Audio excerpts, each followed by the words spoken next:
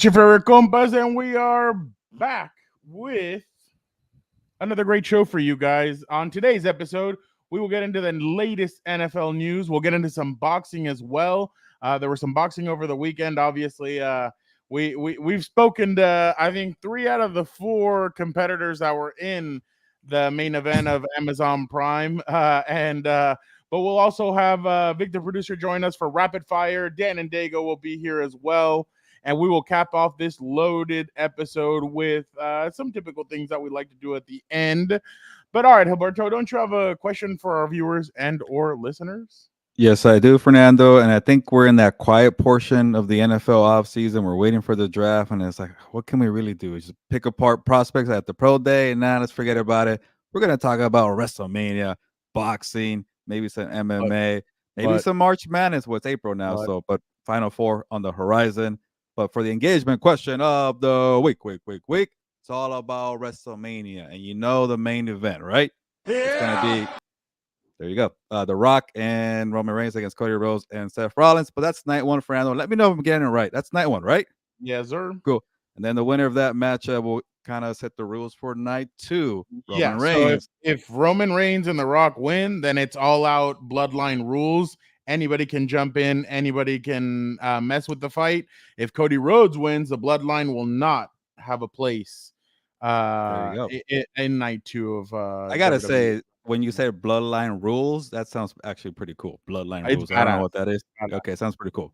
But yeah, no, and currently The Rock is speaking in Brooklyn, so I'm a little jealous that our boy's there. We'll talk about our boy in a little bit, but our boy is there. He's in Brooklyn watching it. We'll get to talk to him on Wednesday. Well, I'm giving away too much. We'll get into that in a second, but go ahead. We'll get into it right now. Sorry, Noel, but The Rock does. He's going to be in Brooklyn, like you mentioned. But Fernando, focus on the show. We're going to get to Raw in a bit, but right now, the engagement question of the week: are you team Roman Reigns or are you team Cody Rhodes?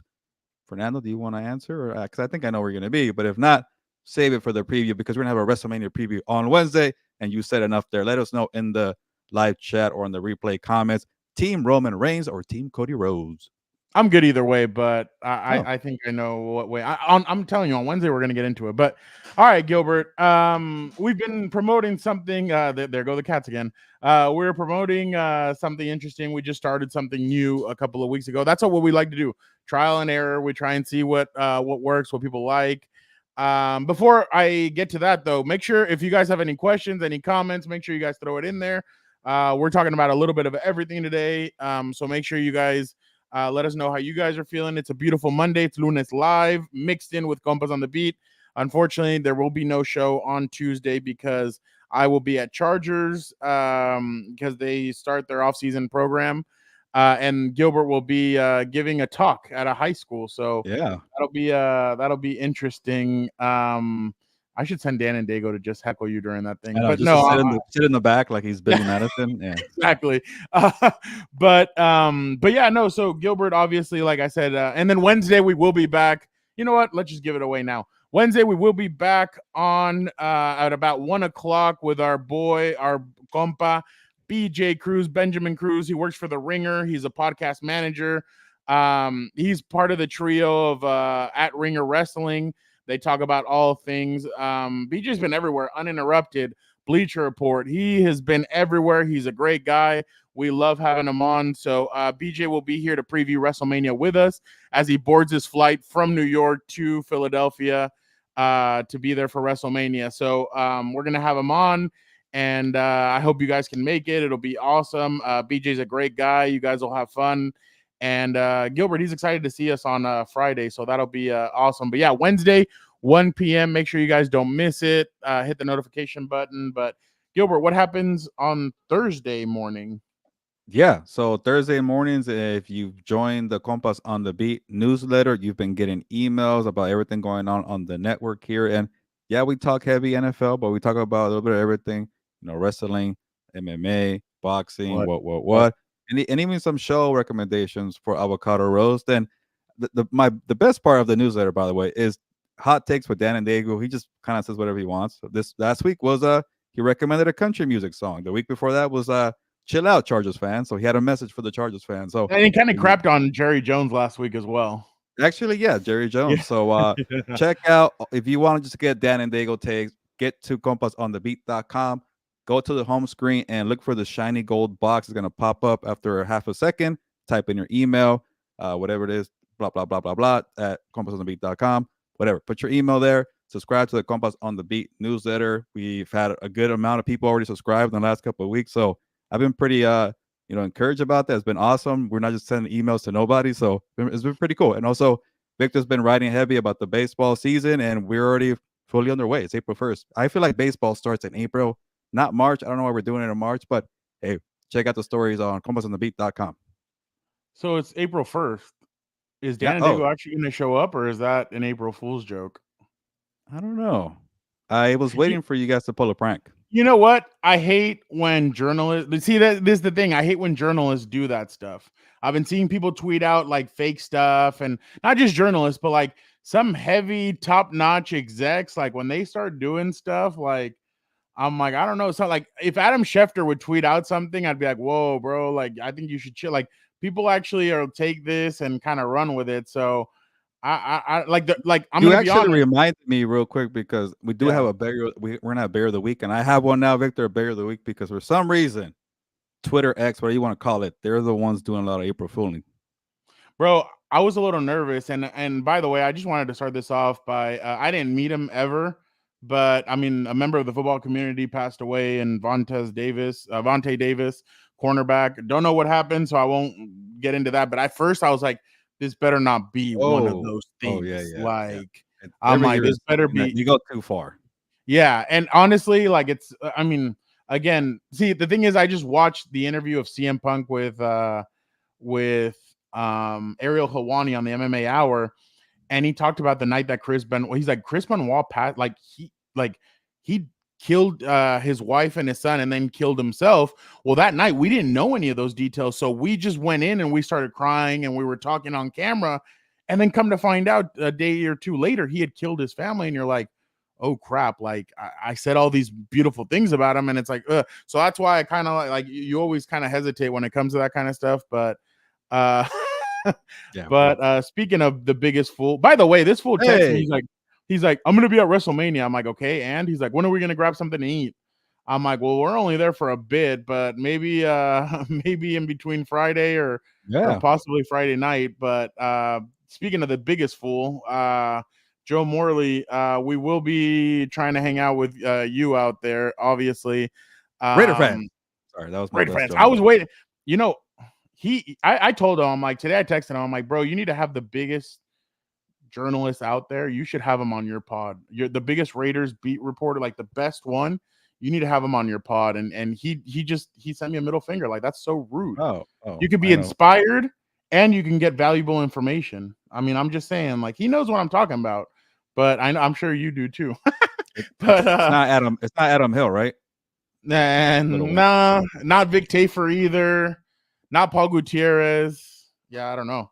But yeah, that's Joe Morley's guy though. He told me, he's like, stop. He's like, this is my guy. I'm like, all right, I'll lay off. So, but yeah, Gilbert, it's been an interesting couple of days. I mean, last week I was at Well, hold opening on, day. Fernando. Can you play the music before we get? Are we getting the show started, or are we still part of the first portion? Because I need some music. And I need. Welcome to Compas on the Beat. I'm Fernando Ramirez. I cover the Chargers for the Sporting Tribune. With me, as always, my co-host, my tag team partner, Gilbert Montano, who covers the NFL for for Sports Illustrated. What's up, bro? Yeah, Joe I Morley. almost had a job change there. And Joe okay, Morley. okay, Joe.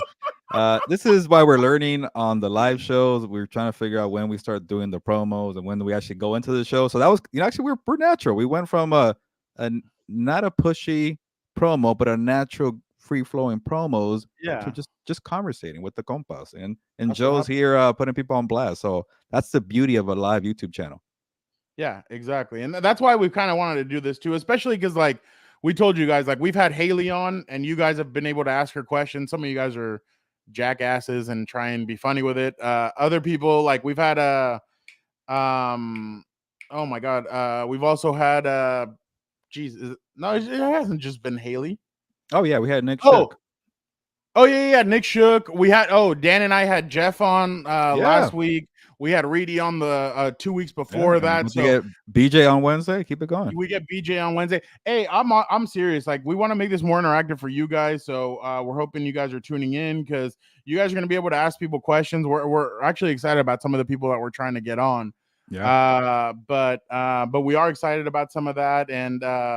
And Gilbert, it just it was interesting. I went to my first opening day as a media person. I had never done it Yeah, I before. haven't asked you about that. Last week, I had gone to. I've never been to a Padres opening day, to be honest. I know I live here, but like I just like they've always sucked. Like I mean, when I was a kid, I used to go when Tony Gwynn would play and stuff like I loved watching Tony Gwynn, but like we really weren't like much into it. Like we're not baseball people. I mean, Yeah. I'll watch it now and I get to cover it and stuff like that. But I'm not. Your I'm brother just. sometimes likes baseball, right?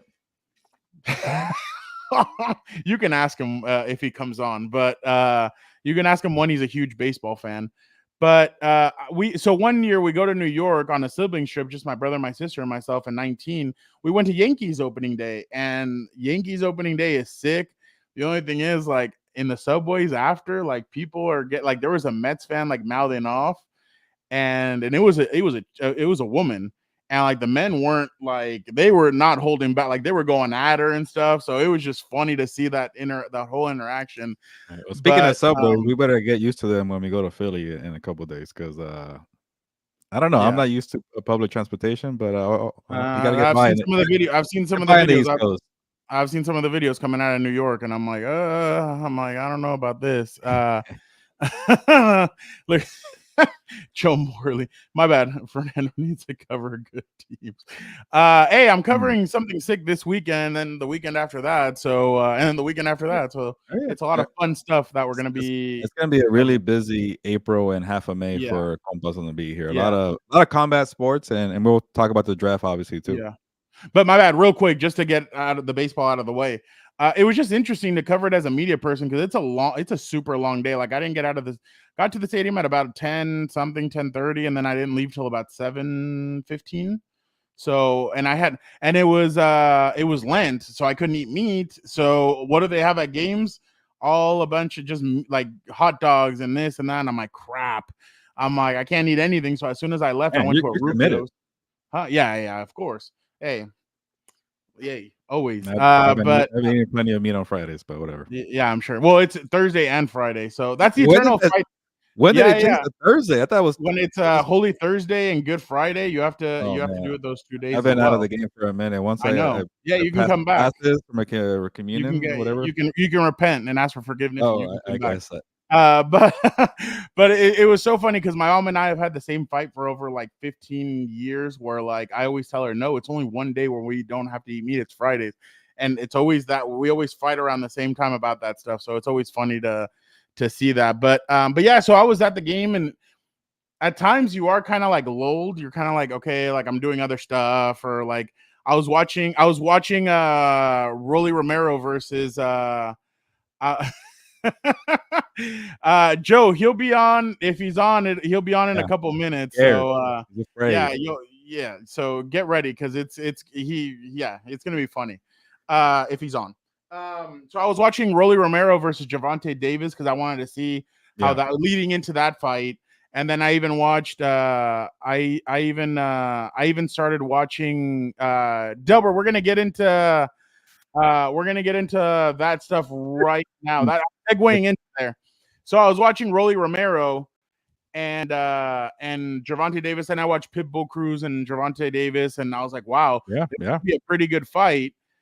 And obviously, you watch what transpired on Saturday, and you're like, it was like, remember what he told us when we were sitting there? Like, he's like, oh, he's a pug, he's this, he's that, and then it just it kind of unraveled. It didn't seem like Rolly had any control of that Yeah. fight whatsoever. But what was Yeah. your First of all, I am mad at myself for believing the pug jokes that Rolly Romero told us on this program here. And shout out to Rolly for jumping on. I know it was a rough day for the guy, but he was awesome with us. yeah, and we've been trying to get Pitbull Cruz on the show, and hopefully, one day soon. He's a champion now at junior welterweight or light or super lightweight. I hate how they have different names for the same division, whatever.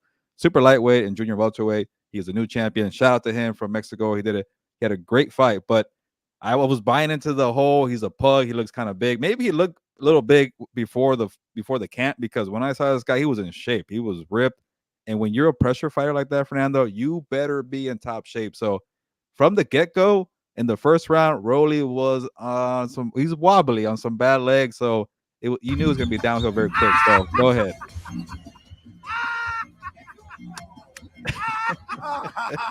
Oh my! I did not see Bernard Hopkins in that one.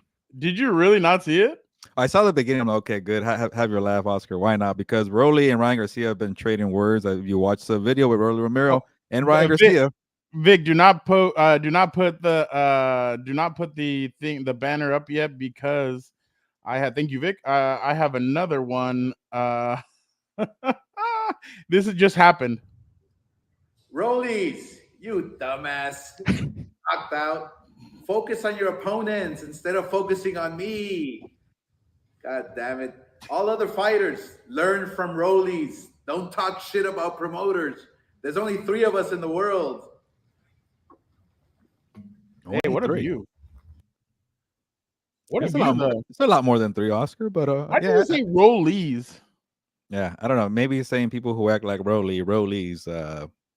Oh, like, I don't know, like minions and like basically. I guess like maybe boxers who don't think they need a promoter, but maybe he's kind of talking trash about Devin Haney. Devin Haney's not really committed to anybody either, so I don't know. But there's definitely more than 3 promoters, Oscar. But I get it. Your boys Ryan Garcia and Rolly Romero have been trading a lot of. You think they're boys though? What, Ryan and Ryan?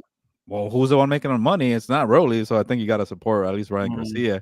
And by the way, this is a big difference between UFC and boxing. And Delbert mentioned the purser for Rolly Romero, almost $1 million for being the co-main event. Like most UFC fighters don't even get close to $1 million. So, hey, Rolly, like he mentioned, knew how to promote himself. So, let me read the comments. Sorry, I better do better with this. Delbert Salgado, go ahead. Buenas tardes, compas. Just tuning in. Self-promoting Rolly talked his way into $850K, but he forgot to fight. He's done. I'm out. Yeah. Oh, so Delbert already left? Delbert, come back. Maybe he'll watch the replay. But hey, Rolly Romero is a good promoter, but it's starting to get to the point where he's not ready for the championship level. He got knocked out by Tank Davis, and then he got knocked out by Pitbull Cruz. And Pitbull Cruz definitely for sure proved to me he's a real deal. He's the one guy who's been able to push Tank Davis, not Ryan Garcia, not Rolly Romero. Like, how those guys are fighting between, who got beat up, or I guess, and Devin Haney. Devin Haney's more on that level, but I would love to see Devin Haney versus Tank Davis. But Rolly Romero proved that he's a real deal. We saw him at Staples Center, I think, Fernando, a couple years ago. And yeah.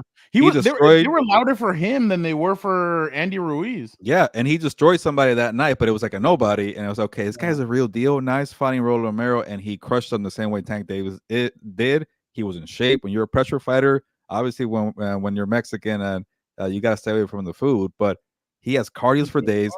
And the hooks, man, they come from you from left, right. He just doesn't let anybody get into a rhythm or a zone. So ask Tank Davis about it, Fernando. But you talked about the crowd that he got in LA. That crowd in Las Vegas was all Pitbull Cruz. Who let the dogs out? Woof, woof, woof. There you go. So we got to get him on the show. And shout out to him. Eduardo Ramirez is who he knocked out. He knocked him out in the second round. Yeah, that was a nobody, but I'm like, I was impressed with the knockout, but I was like, not really a good fight. I forgot that night he won the vacated WBC silver lightweight title. Yeah, but it's not really a real title, though. But I'm not even sure this one. I can't keep up with it. All these I know. That's what I'm saying. It's like they have there's 4 belts that matter, but then they give you an interim belt. Then they give you kind of like some. Well, I mean, if we're being honest, like Canelo made up his own weight division and his own stuff. Yeah, and honestly, I thought when you're talking about weight division, I thought Pitbull might struggle at a higher weight class. He went from 135 to 140. He's not a big dude, but hey, he looked like he was in top shape for that. So maybe when you're adding a little more Mexican food, you need to go up in weight, and it worked out just fine for him. So what do you think is next for him? I want to see the Tank Davis rematch. Like it has to happen. Like I think Pitbull has proven that, hey, what happened a couple of years ago, I think also at Staples Center, was no fluke. Let's do it again. Like, he could make. There's money too. Like before you go fight the Devin Haney's of the world, or maybe Shakur Stevenson, go fight Pitbull Cruz. You know what you're getting yourself into. If you don't fight him, it's kind of like you knew you were close to the edge there. You might have lost your first fight. maybe it's not worth it. But I think Pitbull Cruz is getting to a point. He's making money. He has a Mexican fan base. He could definitely get a nice paycheck to fight Tank Davis and Pitbull fighting again. It was at Staples Center. You got his second fight. Where's the other one? Crypto Arena. Oh, that's the same whatever, same stuff. Yeah, I'm interested because I mean Pitbull Cruz, we all know how he is, how skillful he is. He's aggressive. He's a Mexican fighter, so I think it's going to be interesting to see moving forward what he does. Because I think like you said, Gervonta Davis is like the one to go to. Like they're on the same side of the street for boxing promotion. I mean, Gervonta is going to fight this next guy. He'll probably destroy him, and then it'll be like, okay, who's next? Like supposedly that guy's good. He's decent, so I don't know. Well, I mean, because then what? The winner of Devin Haney and Ryan Garcia, like, does he really want to go that route? Because I don't know if Devin Haney is going to fight Gervonta Davis, to be honest. Like, I think it might be Pitbull Cruz, the one that has to. Well, I still think it's funny that him and Ryan were arguing about who Tank knocked out in what way. And I was just like, geez. I won't bring this up just yet, but let me lay out the scenario for Devin Haney or even Tank Davis. Tank Davis, let's go with that one. Like, fight who you're going to fight. I think it's Frank Martin, and maybe in the summertime, you get by him, you go to a rematch with Pitbull Cruz, and then you fight the winner, most likely Devin Haney, Ryan Garcia. And that's 3 fights right there where you make a lot of money. So the best thing you could do when you're a Mayweather or Canelo, you have fights that are brewing, and you make the money. Obviously, it might not be the hardest fights, but that's actually a pretty tough gauntlet if he does it. But it's all about making the money. What did you think of Sebastian Fondura beating Tim Tszyu for the championships? So that's a good segue here because I'm starting to worry if you're part of the curse now, Fernando, the Compas on the Beat curse, because we interviewed Tim Tszyu at the Super Bowl and we interviewed Rolly Romero. And we interviewed Sebastian Fondura before. That's what I'm saying. So do we count after he lost the first time? I think we took the L on that one because we interviewed him, right? But then he won this one. So is it like, hey, you got to take a loss after you interview with the Compas, but then eventually you'll become a champion. You'll get promoted pretty heavily. I don't know. But so is Ryan Garcia going to that's going to be interesting. Ryan Garcia already had his loss. Did we interview him before that? Yeah, we interviewed him before the Tank Davis. No, that might have been. No, we interviewed him. No, we interviewed him before he fought. He fought in LA, I think. Yeah. And we interviewed him. I can't remember anymore. Yeah. Yeah, we interviewed him right before one of his LA fights. Then he went to Tank Davis after that. Okay, I can't remember, but we're not on a good streak right now. But Ryan, save us, Ryan. Like you're trying to save all these people on Twitter and all the pedophiles and all this other stuff. Why don't you save us? Like save our record. The people who need to repent. Yeah, Brian Garcia is trying to save those people, right? Exactly. Yeah, but Sebastian Fondura, man, I give him credit when he got knocked out that badly, and you got to reinvent yourself and you got to go back to the drawing board. What can you do to improve? I was really impressed, man, because he has a nice chin. Because if you're a boxing fan, maybe you're not like the hardcore where you know the names. You want to see guys going at it. Rolly Romero, Pitbull Cruz, and Sebastian Fondura and Tim Tszyu, especially the main event, they delivered. Like you watch these guys, just the highlights. They're like having all these cuts here on the forehead, on the nose, and the ears. And Tim Tszyu kept throwing the kitchen sink at Fondura. He would not stop punching it. He kept coming forward. When a guy is 6'7", 6'8", and he's throwing you a jab with the right hand. It was just 1-2 combinations, just like this with the length. And he was taking on the shots from Tim Tszyu. And after a while, I was like, man, this guy is cutting the ring. Nice jab, good power on the right. He doesn't have a hook yet. Once he gets a hook, I think he'll be fine. Hey, but shout out to Sebastian Fondura. And I think we asked him when he came on the show about possibly being a champion with his sister. He didn't get it done, but now he did. And that's pretty cool history. The first pair of brother and sister to become world champions in boxing. If we interviewed him in person, do you think your arm would get tired of holding the microphone? What would get more tired, your neck or your arm? I don't know, but this is one of those interviews where you give them a wireless microphone. You don't have to hold it or anything. Yeah. So like I said, I didn't really watch the fight. Dan was the one watching it, and he told me that there was an accidental elbow that hit Tim Tszyu, and that's basically what opened him up. Sebastian just took advantage of it after that. Yeah, but I want to give also credit to Sebastian. He was getting him a combination, so he contributed to that cut there, and then also Sebastian had a lot of blood too. So I'm sure Tim Tszyu was very shocked about it, and you could tell that he won. Like the other controversy too, Fernando. I think Victor told me is on the weekend that Rolly Romero was up on a scorecard. I don't know why he was getting his ass whooped, but the Tim Tszyu and the Sebastian Fundora fight, that was a split decision, so it was a close fight overall, and it seemed Tim like Tszyu was up at one point. yeah. So I think it was just the pressure that Sebastian kept coming at him, and he won that fight. So he had to dig deep for that one. He had to go into deep waters with a guy who had a lot of hype. And to go on the Tim Tszyu, Fernando, we interviewed him at the Super Bowl, and I'm like, he has a lot of hype. I haven't seen him too much. He's coming from Australia. He wanted to fight Jermell Charlo. He wanted to fight Terrence Crawford. I asked him about a couple things, and Canelo too. What's name got on my ass about it? Are you hungry? Yeah, you see a big guy and you think I'm hungry. Check out I was asking him about treats from Australia. I thought that was pretty cool that I was cultured enough to know about some of the treats from Australia. Yeah, then you asked him about his dad. So it was again, go watch the interview. But I want to see Tim Tszyu back. Hopefully he doesn't get discouraged about this. But I like boxing when people are just are not afraid to take a loss here and there and then just come back and do it. And Sebastian Fundora is one of those guys. But I enjoyed Mayweather screwed a lot of stuff up. Yeah, and Mayweather made everybody think you have to go undefeated. No, you don't. Look at Julio Cesar Chavez. He took what, 7 or 8? Yeah, and I know he went on a lengthy streak. Or even the guy we just showed, Bernard Hopkins, lost early in his career to Roy Jones Jr. and he came back and had a nice career. So it happens. But if you're not like a Tank Davis or a Canelo, where you're picking your fighter to maximize the purse, don't be afraid. Make some money, build the brand, and then come back like Fundora did. Fundora's next opportunity. I saw that one of his people came out and said that it's a rematch with Tim Tszyu. Yeah. Then he has to fight Terrence Crawford, right? Like that's like So what I saw, I think he has to fight a mandatory fighter. I don't know who that is. That could be Terrence Crawford. I thought it was Terrence Crawford, but they said no. We want to fight Tim. Like his promoter came out and said, I think it's going to be Tim Tszyu's rematch. Supposedly, Errol Spence Jr. I don't think he's a mandatory, but he said he wanted to fight the winner of Tim Tszyu against. I thought that was funny. Fundora, so it could be Errol Spence Jr., the mandatory, which maybe it could be Terrence Crawford. I don't know.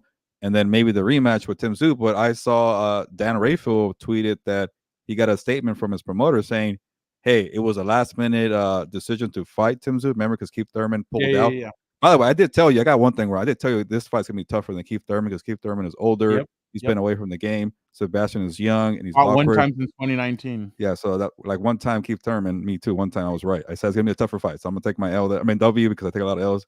But the statement that the promoter said, "Hey, it was a last minute fight. We did verbally discuss and agree that we're gonna give Tim Tszyu a rematch in the case that Fundora wins the fight." But it was not a written contract. That's how late it was in the game. But the promoter said, "Hey, I'm a man of my word. If Tim Tszyu wants to get the rematch, he's up first." So I do like that. I appreciate that for him. Yeah, no, I completely agree. I'm just a little. I kind of want to see what's next for him because the Tim Tszyu, like, I wonder if he's gonna take some time off and kind of step away, and then that kind of leaves. When you take a loss like that, you want to come back and get revenge. Yeah. What's up, Jorge? You got to stay tuned in a little bit, Jorge. A little late, but I think he knows why. He probably got the rundown sheet at home, and he saw that Dan Daygo comes on later. So whatever. Yeah, exactly. Delbert said, "I'm back. I'm back from boxing without. The Saturday card was very good. Tszyu Fundora must be run back. Both class guys. So right. I was gonna ask you about that. What did you think about them after, like, kind of like hugging and standing there with the." I'm cool with it. That was a slugfest, man. Sometimes you're like rebels, but then you go into a war. You're like, okay, I respect the crap out of you. And what can you do, man? You gotta appreciate your opponent sometimes. Dan will be here in about 25 minutes, probably. So give us about 25. First, it's Vic. If we talk too slowly, then he'll take a while. But the faster we go, he'll come on sooner. Exactly. And Fernando, and I'll say this about what you're saying about being a good sportsmanship. If it's like, I never said that. I don't know if it's like baseball or like it's okay. You could be rivals, but when you beat the crap out of each other, it's okay to have some respect, Well, I think what people hate is when like people like are talking crap going into a fight, and then after they're like hugging and kissing after the fight. Like Victor Ortiz and Floyd Mayweather, they like were talking a lot of crap before that. Then he's over there hugging him and grabbing at him and trying to like. And I think that's fine. There are exceptions. If you talk a lot of crap and then you get your ass whooped, then we don't need to shake hands. But I don't think these guys are talking. There you go. See, we can agree on that because like I think there are times where you're kind of like, like I don't know about all that, and then obviously you see. Or remember when Lamar Jackson was praising the crap out of Patrick Mahomes? I did not like that at all before. I thought that was really weird, especially because what do you want me to say? Like, there's a lot of stuff where it's like, like you need to kind of chill out. If not, like people are not going to be drawn, and that's why like it was authentic when Conor McGregor used to do it. Because like you remember, like Conor would do it and he wouldn't like he would say what's up, this, that, but it wasn't as much as what some of these guys do. And then you get situations where people don't want to buy the next fight because they know, oh, these guys are friends or this or that. Like they're just gonna like each other after. No, people want the violence, people want the aggressiveness between them. So yeah, I guess I kind of get it, but at the same time, like you also have to be careful because if not, people are just not going to buy it and they're going to be like, oh, this fool's just going to talk all this crap. And then he's going to be like, oh, hey, like, I love you. Let's be friends, stuff like that. So it's just kind of a fine line, if you know what I mean, when it comes to that. But yeah, I mean, I don't know. Fernando, I know you promoted BJ jumping on the show on Wednesday, so we're going to have a full WrestleMania preview, but you want to share some quick thoughts before you watch Raw? Well, I mean, I'm just interested to see what's going to happen between Roman Reigns. Well, so, okay, you know what? We're going to talk about that on Wednesday. I want to talk about something else, which is Rhea Ripley and Becky Lynch, man. I'll tell you one thing, like that's gotten really heated, and Rhea went on Ariel Helwani's show. No, well, sorry. Last week, Rhea and Becky got into it, and Rhea told her, when you sit at home one day, your daughter's going to turn to you and she's going to see me on TV. And then she's going to be like, that's my mommy. And that's when Becky kind of see, the thing is that they're either great actresses or like it really was real. Cause even Dan and I kind of looked at each other and Dan doesn't BS. He's like, dude, I think that might have been real. Like, I don't think she was expecting that. And then, but I mean, they could be selling as well. So they're great at selling. But then she goes on Helwani's show, and then she says, Becky says, "Oh, I don't have to show my ass out there." Like she shows her ass. Like I thought women were at the point now where we didn't have to show our asses. We could wrestle and then just put on a good show. Then Rhea was on today, and she goes, "No, like I don't need to." What I'm saying is, I could be in the gym, I could take a picture, and all the freaks and weirdos will come out and they'll give me attention. She's like, "But I want the real Becky Lynch. I want the man. I don't want the mom. I don't want the book promoter. I don't want the wife. I want the man. I want the person that when Nia Jax broke her face, she stood up there, went like this with her face bleeding and saying, I'm the top dog." So I thought that was pretty. And then Becky Lynch actually FaceTimes Helwani, and then, well, again, I think this was scripted, but she hits up Helwani and goes, "Ariel, I'm here. I want to talk to Rhea." So she comes into this, she barges into the studio, starts shoving with Rhea. They get into it, and it was funny to see, but at the same time, you could tell that was a little bit more scripted because there was two producers holding back Becky, and Rhea was just standing there kind of egging her on. So I was like, okay.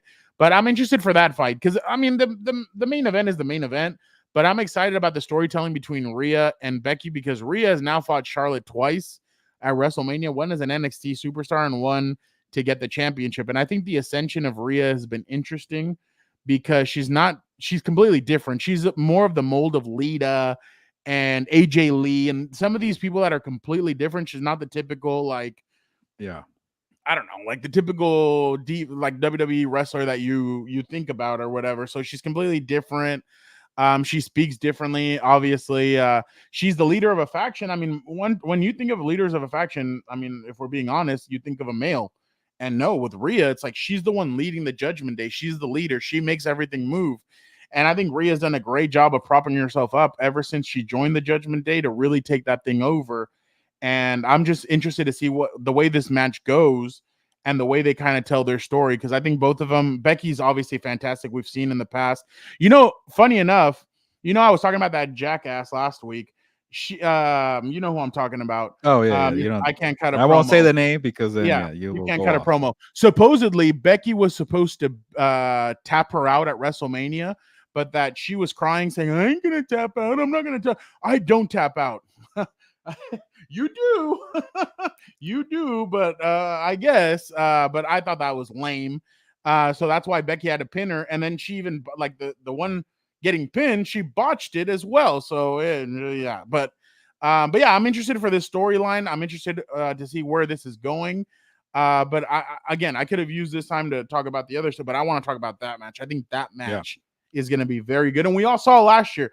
I thought as well last year that Charlotte and Rhea should have main evented WrestleMania night 1. I thought that would have been incredible, especially because they blew the roof off. But just the way Rhea has connected with the WWE universe is incredible. I think she's great. I think she's great for the sport. And again, she's only like 26 years old. So she's going to be here for a while. So I think it's going to be fantastic, to be honest. Yeah, we were there last year at SoFi Stadium when Charlotte and Rhea Ripley tore the house down. So I think we were debating about should that have been the main event, and I think I was on board with that. But just to add my 2 cents here, Fernando, I think you covered it pretty well. I was going to ask you because I'm like, this kind of heater that Rhea Ripley has been on is like it kind of compares to what the man did a few years ago, and maybe it's not to the same extent. I think the man had a better one, but you could maybe tell me about that. But I felt like Becky Lynch hasn't been the same since everything you just mentioned. And I'm like, okay, I'm not the only one thinking that. I don't want to say, hey, you can't get married, you can't have kids. But when life came in and she had to stop her career, like she hasn't really picked up where she left off. And I'm like, it doesn't really move the needle for me, Becky Lynch. And then now this rivalry here, I think WWE was doing a great job to kind of get her back where she was a couple years ago, and then kind of going off the heater that Rhea Ripley has right now. But that what she had as a man a few years back, I definitely did not forget that.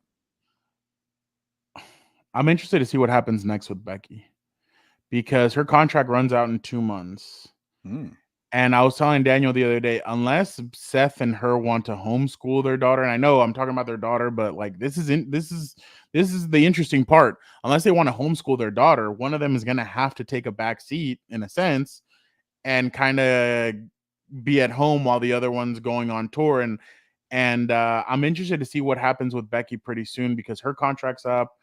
Does she decide that she's going to be a real part-timer where she comes in here and there, but she's at home with Rue, or I don't know what she's going to do, but she was on Helwani's show and she said she hasn't re-signed her contract. And she's like, nobody's asked me about it. And it's interesting, but it's not like in the NFL where we know where contracts are coming up. Like sometimes you kind of have to pick at the wrestlers to kind of know when their contract is up. Because they say multi-year. Well, multi-year could be 2, it could be 3, it could be 2.5. Like contracts there are different. But so knew until she was asked about it in Helwani's show. Yeah. Well, somebody else asked her about it. Then Helwani kind of doubled down and asked her more about it. So that's the thing. We don't know if Becky's gonna re-sign or not. So I'm interested to see kind of where this all goes because I think she ends up I don't think she goes to AEW. I think she's one of the cornerstones of WWE. I think she's really taken it. Like there's been different eras, and I think she is one of the 4 horsewomen of this era. I think it's her, Charlotte. I'll put Rhea in there, and then the next name would be interesting because if Sasha Banks would have stayed, I think Sasha's in there. I was thinking, but I think you're kind of like you're mixing in a lot of different names on that 4th name because Bianca could be in there, but Bianca's only been in for about 3 years in the main roster. So there's a lot of names. Well, I mean, and Rhea's only been in there for a little bit, but essentially what we're talking about, the 4 horsewomen of WWE, it was the 4 original: Bayley, Sasha Banks, Charlotte, and Becky. They ushered this new era in of women wrestling where they can be regular wrestlers. They don't have to do bra and panty matches or mud fights and crap like that. They're not just managers. But again, the ones that really broke down that barrier were a while back. But every couple of decades, I'm gonna say maybe Rookie of the Year, Jade Cargill or Cargill. There you go, Jade Cargill, because I saw her first promo on SmackDown. I was kind of disappointed with what they did with that. Because they had her. It wasn't the best on the mic, but it was the anticipation of being out there and being the specimen. But my problem is, why did you have her come out, talk, and then go back in, and then come back out? Yeah, a little confusing. That was cool though, with Naomi and Bianca Belair. Awesome. Yeah. I thought it was awesome, but again, I would have waited till that moment, have her come out, talk, and fire up I think that was kind of a missed mark right there. But hey, I'm excited for Jade. I saw somebody put a picture on Twitter of her poster in WWE at WrestleMania. So I was like, okay, so Jade is going to participate because everybody's been, because they said that coming out of AEW, she was really raw and not a lot of people knew exactly if she could handle everything. But they said she's been at the Performance Center. She's been busting her ass. and I'm excited to see what happens at WrestleMania, because the Royal Rumble was a little snippet of what we're gonna see. But all right, Gilbert, real quick, let's get into some. Let's do a pre-rapid fire before we go. The Saints are going to be holding training camp at UC Irvine. Gilbert, what'd you think about that? And we had heard about that last year, because the Chargers are obviously moving up to El Segundo, and then the Rams are obviously TBD on where they're going to be. But that opened up Southern California for a training camp. That was Orange County. That was pretty interesting. Yeah, like I when the Rams were talking about going back to the Valley and Woodland Hills, I'm like, this is actually a nice facility here with Irvine. Like, you got the two massive fields, you could go around in a square.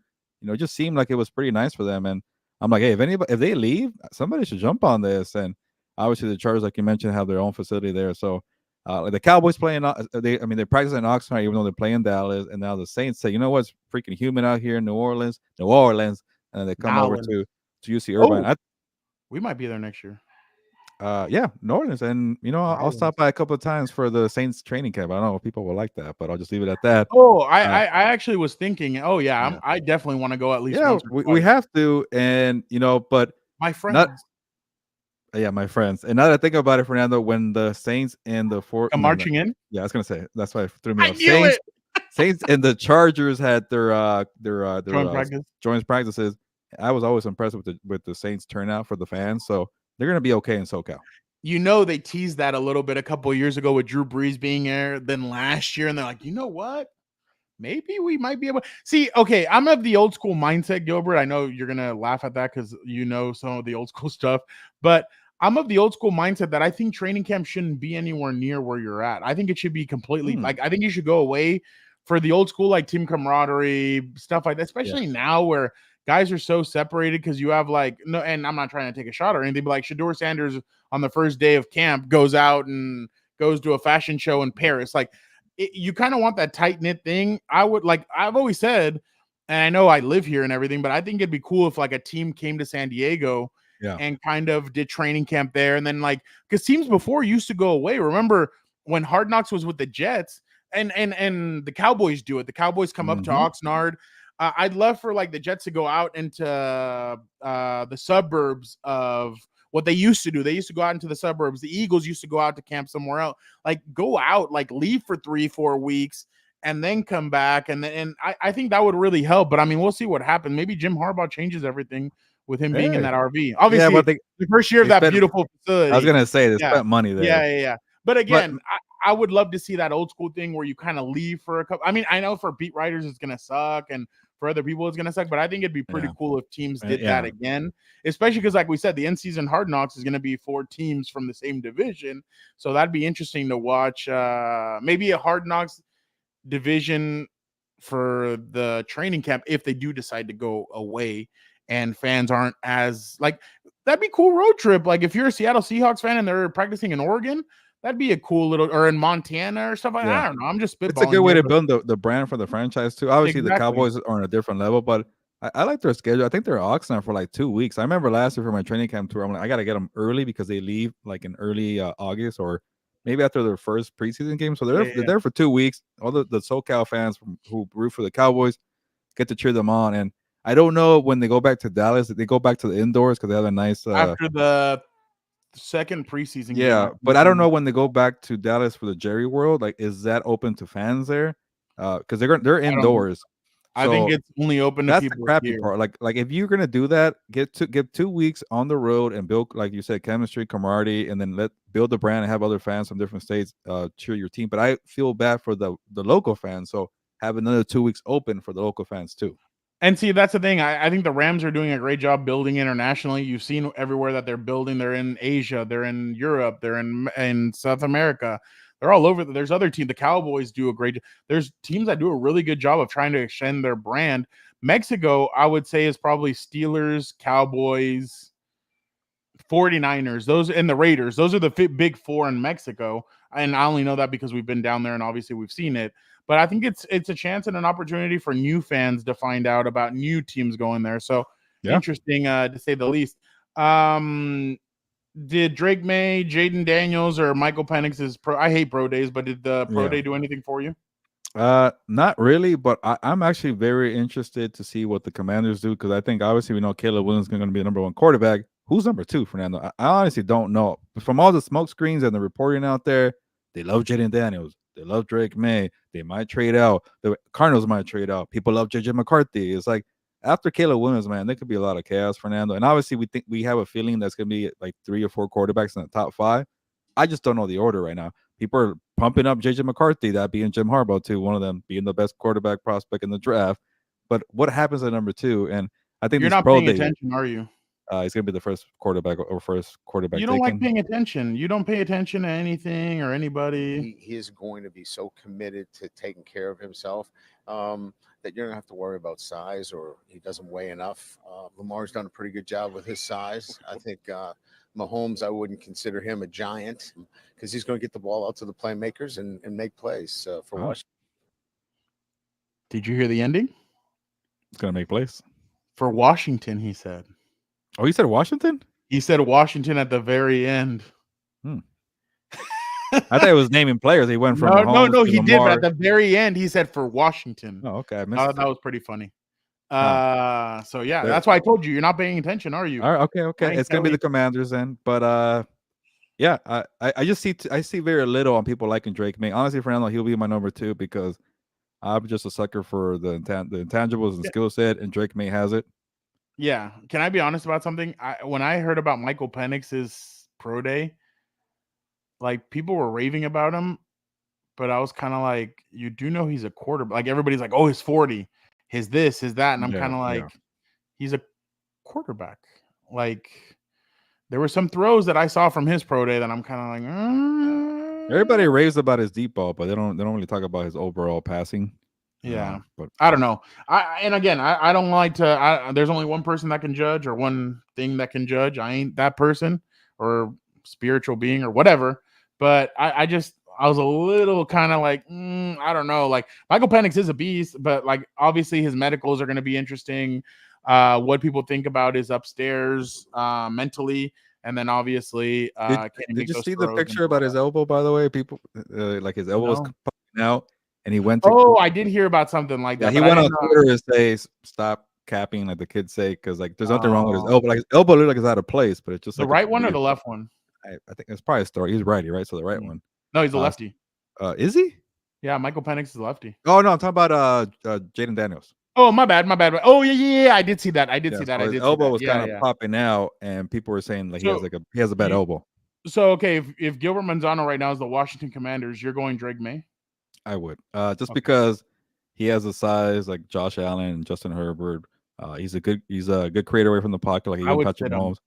I would sit him for a year. That's the thing for him. I honestly will sit all these guys, even Caleb Williams. He just does too much for me. He has a lot on his plate, but like chill out, man. Like you'll figure it out.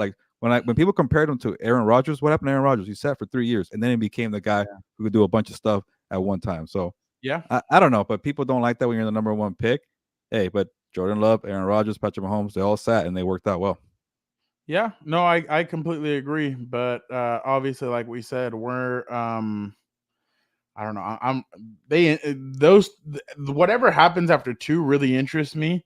But I'm not gonna get more. Fernando. I'm not convinced it's gonna be Jaden Daniels, but even though neither am I. But even though the coach let it out, though, exactly. No, I know. I'm just giving you crap.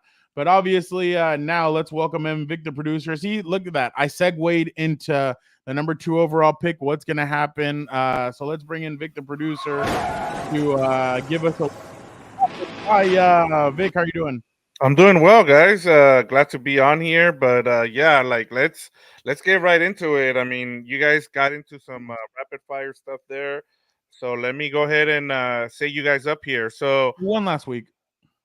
You did. So you whether you go first or you won on that wrestling question that I had, which I also have some WrestleMania stuff going for this week for you guys. But let's start off with some football. First of all, Fernando, are you going first, or are you gonna let Gilbert go first here? I will. I'll go first. All right, here we go. Let's say that the first three teams, Bears, Commanders, and Patriots in the draft, go with the quarterback. The next two teams are the Cardinals and the Chargers. Don't have a need for a quarterback, but have many positional needs. Which of the two teams should trade out for a haul of draft picks? Go ahead, Fernando. I'm gonna go with the Cardinals. I think that the Cardinals have they're still in a rebuilding stage. They have Jonathan Gannon. I think the Chargers are kind of more. I mean, they're on their own Jim Harbaugh clock, but I feel like the Cardinals should pull back. I think they should go get more picks. I think they should get more players. I still think they're, especially with the Rams, even the Seahawks and the 49ers in your division.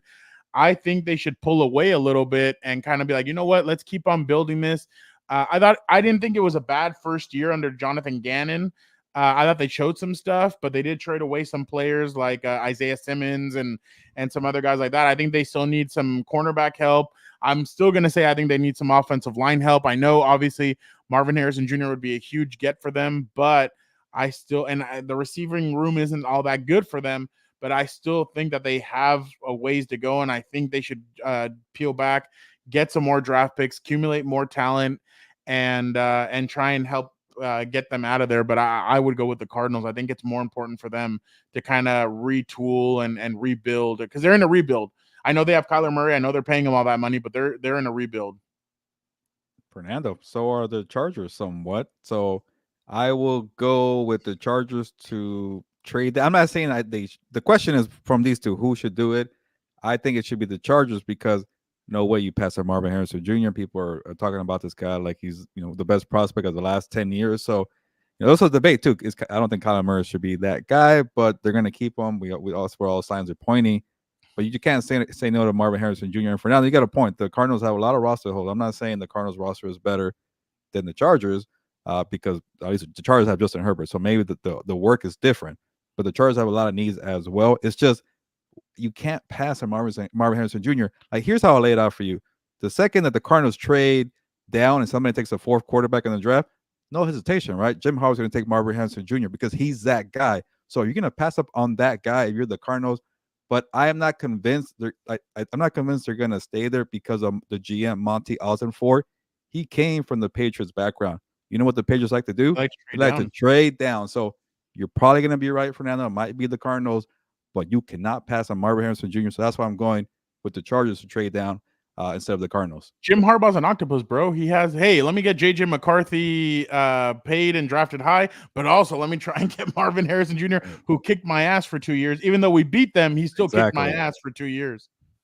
Yeah, I'm with Gilbert on this one. I mean, the Chargers, I think, just with what they've done, if you look at Jim Harbaugh, also he's gonna try to trade down. He knows he can get a offensive lineman, but the Chargers have so many holes on defense that this is where you can go ahead and maybe take the Vikings offer and get a couple of first round picks here, and then start building your roster for this year. So and help out Justin Herbert as well. I mean, you can end up with like a Brock Bowers and a right tackle if you make that trade. So I just think, and like you mentioned, Gilbert, I mean, it's hard to pass up on Marvin Harrison Jr. So your point here, we'll start off with you here for the second question. The way things have gone for the Texans and Packers over the past couple of years, you would say that they're the Spider-Man meme. Both traded their franchise quarterbacks and now have two of the best young quarterbacks in the NFL. Which roster are you taking in the next 3 years to win the Super Bowl? The Packers or the Texans? This is a good question, one that makes you think, and Victor always likes to make us think for a rapid fire. I want to say maybe the Packers roster is better, at least offensively, but I'm going to focus on the quarterback. I like CJ Stroud better than Jordan Love, and Jordan Love really impressed me a year ago. But I got to see Jordan Love finally get over the whole interceptions, forcing throws in crunch time.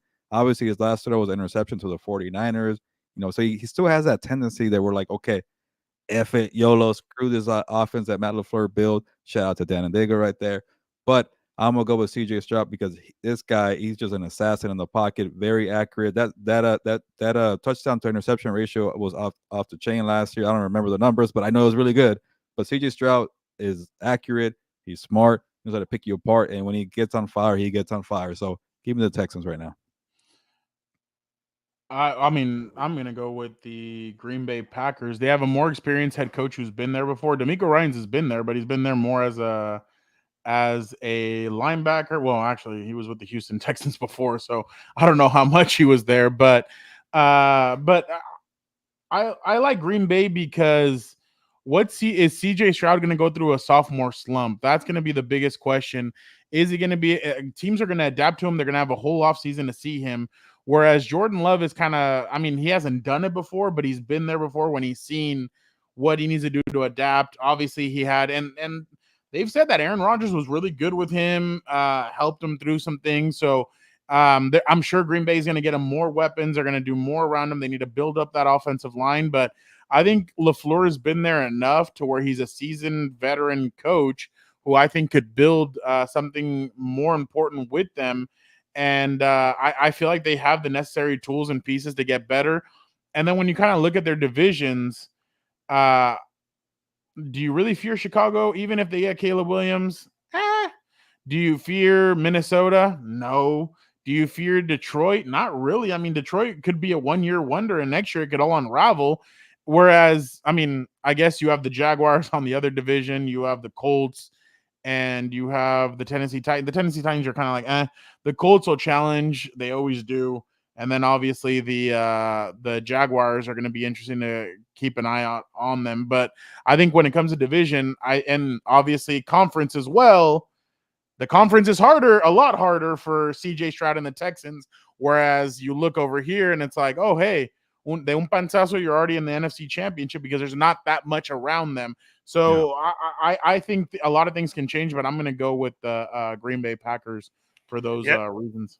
And that's why you get the point there, Fernando. As you mentioned, it's easier to go through the NFC. And also, you look at that roster for the Packers, there's only one player over 29 years old. So it's a young roster that they can build over for the next 3 years. And then you're starting to see actual guys, free agents go to Green Bay and sign. You saw Josh Jacobs. You saw, the safety that they got as well. Before, the Packers were not known as a free agency destination. So the gymnast, her husband went to the Bears, right? Yeah. Yes. Yeah. That's Simone Biles. Learn their name. There you go. Yeah. There we go. All right, guys. Tied up 1-1 as we go to our third. I know Becky Lynch. I know okay. Rose. I know all those just watch the Women's Elite 8 tonight and you're good, Fernando, okay? It's going on right now. How am I supposed to watch it? I kind of want to watch actually for the first time in a while. I just All right, guys. Before we get in trouble here, let's get on to the LSU Iowa, man. I gotta watch. Yeah. Oh, you want trouble? I can bring trouble in a bit, but keep it going. All right, here we go. All right, Fernando. Which team not picking in the top 10 of the NFL draft should trade up to the number 4 or number 5 pick for a quarterback? Raiders, Broncos, Vikings, or none? Raiders. That's simple. It's the Raiders. You have Devontae Adams who's sitting there, and he's kind of like, all right, I said I want this coach, or we said that we wanted this coach here, but what the hell? I was promised Derek Carr. I didn't get Derek Carr. Derek Carr was here for a year, and then he got shipped out. Cool. I got AOC. I don't know which AOC. I mean, AOC is just not that guy, I think, and I think he's kind of like, hey, what the hell? Like, I need a quarterback. I'm on the back end of my career. I need someone here to help me to get me to the playoffs. I want to be in the playoffs. I mean, he was spoiled in Green Bay. They were in the playoffs a lot. They were in some of those games late in the seasons, and here he missed the playoffs. He hasn't really been in it. So they need to get, and not just for him, but for the team in general. You bring in Tom Telesco. You need a quarterback. Regardless of how you feel of Tom, if he was good, if he was not, he always had a quarterback, whether he inherited Phillip Rivers or whether they got Justin Herbert, but they always had a quarterback. Devontae Adams, I'm sure, is getting, and we've already heard a lot of stuff. Devontae's only been there for 2 years, going on to his third. There's been a lot of stuff coming out that maybe this offseason he's going to, if the Raiders don't get a quarterback, he'll want to be traded. We asked Adam Hill, we asked Paul Gutierrez, and one of them said he's staying for sure. The other one said, I don't know. I think if this goes the way that he doesn't want, he may ask for a trade. So I think the Raiders definitely need to get this done. If not, he really is going to start looking elsewhere and being like, you know what? I want to get moved. I don't believe in this project anymore. So even though he's the one that co-signed the head coach, but I definitely think it's the Raiders.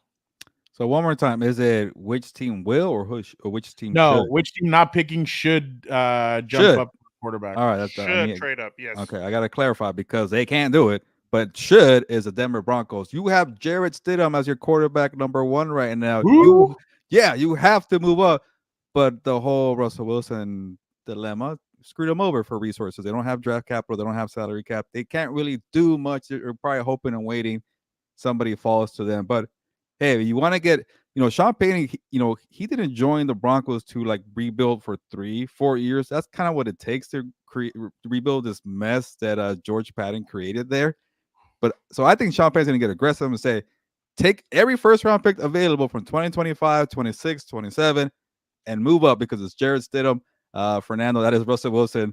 That guy just destroyed the Denver Broncos when it comes to draft capital and cap space. So I don't know if they're going to do it because they're like, should we give away our draft capital because we don't have any right now? Maybe for the future, it could really, especially if you get the wrong quarterback and you trade up. But they have Jarrett Stidham. Make a move. By the way, real quick, Vic, I showed Jeff Miller, our compa, that video of Russell because Jeff is huge into working out. He's like, first thing he's like, is he wearing sunglasses indoors? Yeah. And then he's like, unbelievable. I just started laughing. I'm like, yep, it is unbelievable. But go ahead, man. I was going to say, I think part of the problem here, too, if it's the Raiders and the Broncos, I mean, would the Chargers trade with them? I mean, are you going to trade with the Broncos or the Raiders? I think it would depend on if they gave him something like a book. Like, that's the thing. That would be interesting. Joe Ortiz and Tom Telesco on the phone with each other. Exactly. That would be interesting. But I think if the Chargers got enough of a haul where they said, okay, this is enough, I'm sure they do business with anybody. It's just, will this be enough to do or not? I mean, look at all the crap that the Bills are getting now from Chiefs fans, and Chiefs fans and Bills fans didn't give a rat's ass about each other back in the late 2000s, and now everybody's kind of giving them crap because they've been rivals. But here it's like an actual rivalry. I think the Chargers would trade if the picks are there and everything's there. I think they would make that trade. Yeah, so I'm gonna give the point here to Gilbert. He's right. I mean, the Broncos have one quarterback on the roster. They are showing their cards. They're gonna draft a quarterback and they're gonna move up. The Raiders have 2 of them. I think they're probably staying still and drafting somebody and moving back at maybe maybe getting like a Michael Penix or a Bo Nix or a Spencer Rattler later on. It's kind of hard. Like I said, it'll be interesting to see. The one that makes the most sense is the Vikings, just because they have those 2 first-round picks and they can go, but it's just going to be hard, as you guys talked about. I mean, it'll be interesting to see if the Chargers would trade with the Raiders or the Broncos. So it's something to keep an eye on there. All right, 2-1 as we move on here to our combat sports question. You guys were talking about Pitbull Cruz earlier in the show. So let's start off with, would Pitbull Cruz beat Tank Davis in a rematch? He gave Tank his toughest fight a few years ago. And do you guys think it would be a fight that could be on pay-per-view? Like it could sell? Yeah, easily, for sure. And the other fight was already on pay-per-view because Tank Davis alone is a star and people will pay to watch him fight. And sometimes he doesn't fight. He fights like nobodies. And people thought Pitbull Cruz was a nobody a few years ago. So he became a name after he gave him a toughest fight. We saw that it's not a fluke when he destroyed Rolly Romero. From the beginning, man, he just, he was out of it. So the referee did him a favor when he stopped it in the 7th round. And I think Pitbull Cruz's brand has only gotten bigger since then. So definitely put it on pay-per-view. Put it in Vegas or LA and have a bunch of Mexican fans out there come out. And I think Tank Davis would embrace it because who his mentor is? It's Floyd Mayweather Jr. And when he fought Oscar De La Hoya, it's a sombrero on. So maybe something like that, kind of a throwback. So I definitely want to see the fight, make it happen, and be a fight that maybe he could do later this year in 2024. But I think Tank Davis has somebody else to fight in the summer first. I think it is a pay-per-view fight. My biggest thing though when it comes to this is gonna be if I think usually the loser finds out more about their style. I mean, this is just in sports, but I don't know if it's the same in combat sports. But I think when you lose, you can go back, watch the film, and say, okay, this is where I messed up. This is what, and the winner is kind of like, well, I already beat that guy. Like, yeah, I'll do my homework, but at the same time, I mean, I already beat them. I know what I need to do to continue and just do the same thing. Sometimes when losers lose, they're going to change their style up. They're going to try something different and mix it in with some of the stuff that they've already that was successful for them. So I actually do think Pitbull Cruz has a chance to beat him. It's just going to be about what are those changes that he needs to make. Does he have to improve his defense? What does he have to do with his offense? I mean, those are going to be the questions he's going to have to ask himself. Whereas Gervonta Davis is kind of one of these guys, I feel like, that's like, oh, well, my style hasn't failed me yet. I'm just going to keep on going with it. So, yeah, I definitely think he can beat him. It's just going to be an interesting to see what changes Pitbull Cruz decides to make for that next fight. Yeah, and I mean, as long as there's no catch weight, I think we should expect this fight. Hopefully, we get it on a Mexican Independence Day. I mean, that would be a good tie-in, but we all They'd have have to to go wait. up with Canelo and probably the Or that's what Sphere. I was gonna say. yeah. That's if Canelo permits it, apparently. So Well, and the Sphere fight for UFC, so that might be a little bit dangerous as well, because that one might be Sugar Sean O'Malley, and then some other. They're supposedly going to load up the Sphere with a really good fight, so a good card. So yeah, that'll be interesting. because you guys both went with the same guy, I'm gonna give you guys the point there. So let's get to the last one. See if any of you guys. I'll give Gilbert the win here, but I want to give you here the floor for this You one, knew you Fernando. couldn't do this shit. Yeah. On this Yes. next one, so Yeah. that's why. All right. okay. Let's say WWE gave you guys control of a match at WrestleMania. How would each one of you guys script the match? So go ahead, Fernando. I'll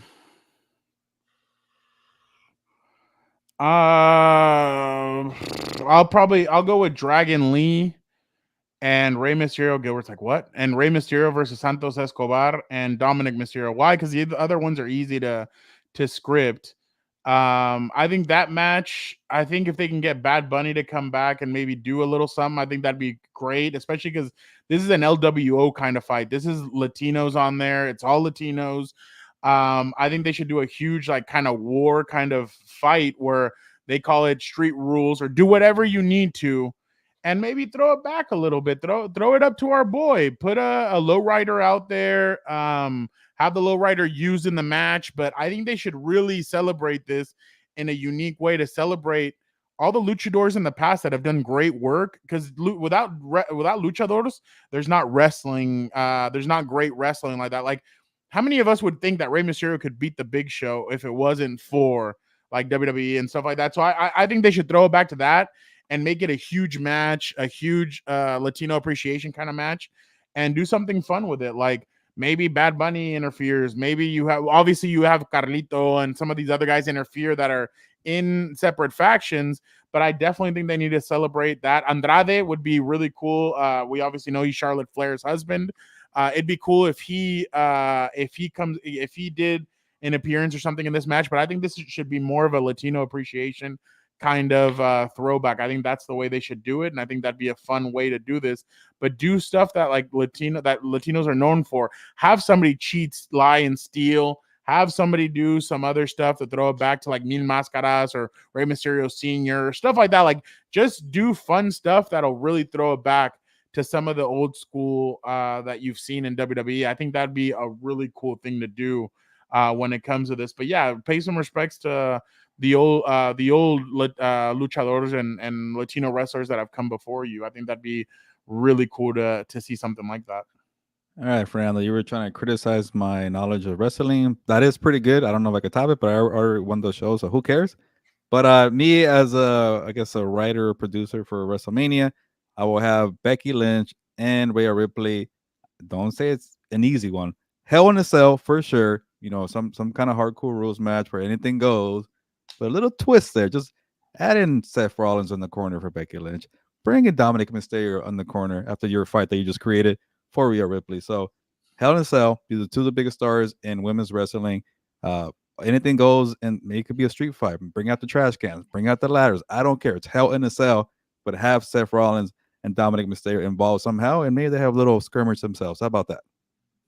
Hey, I like the creativity, man. I was kind of surprised there. So, but congratulations, Gilbert. You take this one today.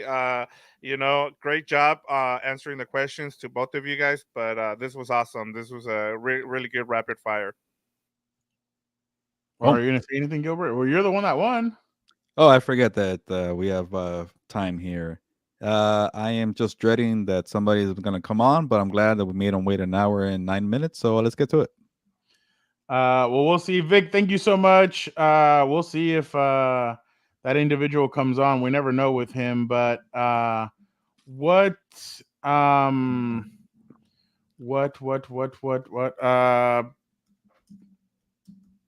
right, let's see.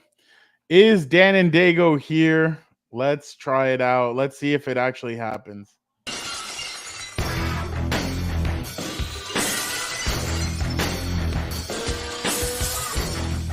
Howard.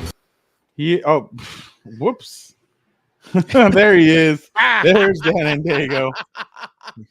I was about to say it was the ultimate. You remember it was like the old WWE days where they would play the music and someone else would come out. That's why that's what that reminded me of right there. But you know what? I'm glad I'm finally on this program. I'm ready. I'm fired up. So let's get it going, dude. Business is about to pick up, as JR used to say, I think. And I just want to say, for now, I thought it was hilarious. Like, let's do a throwback to what Latinos do: lie, cheat, and steal. So I thought that was hilarious. I said wrestlers. I know. Everyone relax. That's a joke. It's Dan, okay. Eddie Guerrero used to do that stuff. Wasn't there something you wanted to tell Gilbert? Yeah, I do wanted to talk about something right now. Okay. You know, it was very interesting, Frown. In case you're wondering, why you lost this week, it's because Vic's in the inner circle with Gilberto and we're not. That's why. Because this weekend, I don't know. I saw some things happening where I was like, oh, all right. There's apparently, Frown, we're not on that cool kids list right there. Like, it's to go hang out and celebrate Gilberto's birthday in some, villa out in Palm Springs or whatever it is. Like, okay. We're not cool. We can't play poker. How would you have celebrated him? Well, there's a criteria to make it. One, you have to know me for 10 years. You're getting closer to that. And then criteria. You have to have a partner. I'm not saying like a lawyer, like an actual person that you fall in love with. Can you do that? Those two things. Keep being my friend, and then find yourself a nice young lady to. Really? Everyone there is a couple? Are you for real? Everybody was a couple, Dan. So can you find somebody and get on Hinge? Frau and I are a partnership, so we're the same thing, dude. Don't you worry. The day if you wear a wig next year, then I will definitely allow it. Why would You have to be the woman. He wants me to be freaking Mrs. Doubtfire up in this mother, dude. You hear this? Hey, if you do that, I'll gladly. Hey, make a cake too while you're at it. Burn the kitchen. You have some weirdo dreams over there. So you celebrated yesterday, Dan? Oh yeah. Well, celebrated yesterday. Yeah, I couldn't believe the fact that this stooge, this scumbag, over here just leaving the Compas off the list. But I guess that's cool, dude.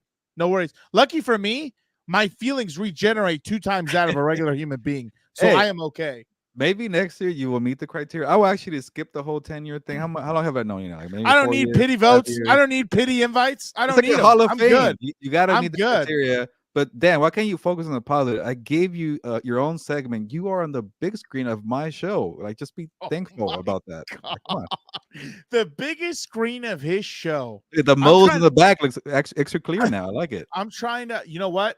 Well, I'll get into that later, actually. But you know what? I'm trying to look on here, Frau, on my screen. Where does it say Gilberto on the beat? I don't see it. Do you? That's kind of crazy that he keeps calling it his show. Get rid of the S and just Compa on the beat. And that's kind of wild to me right there. Oh yeah, here we go. Who is this? No way. Is this the Shadur video? There he is.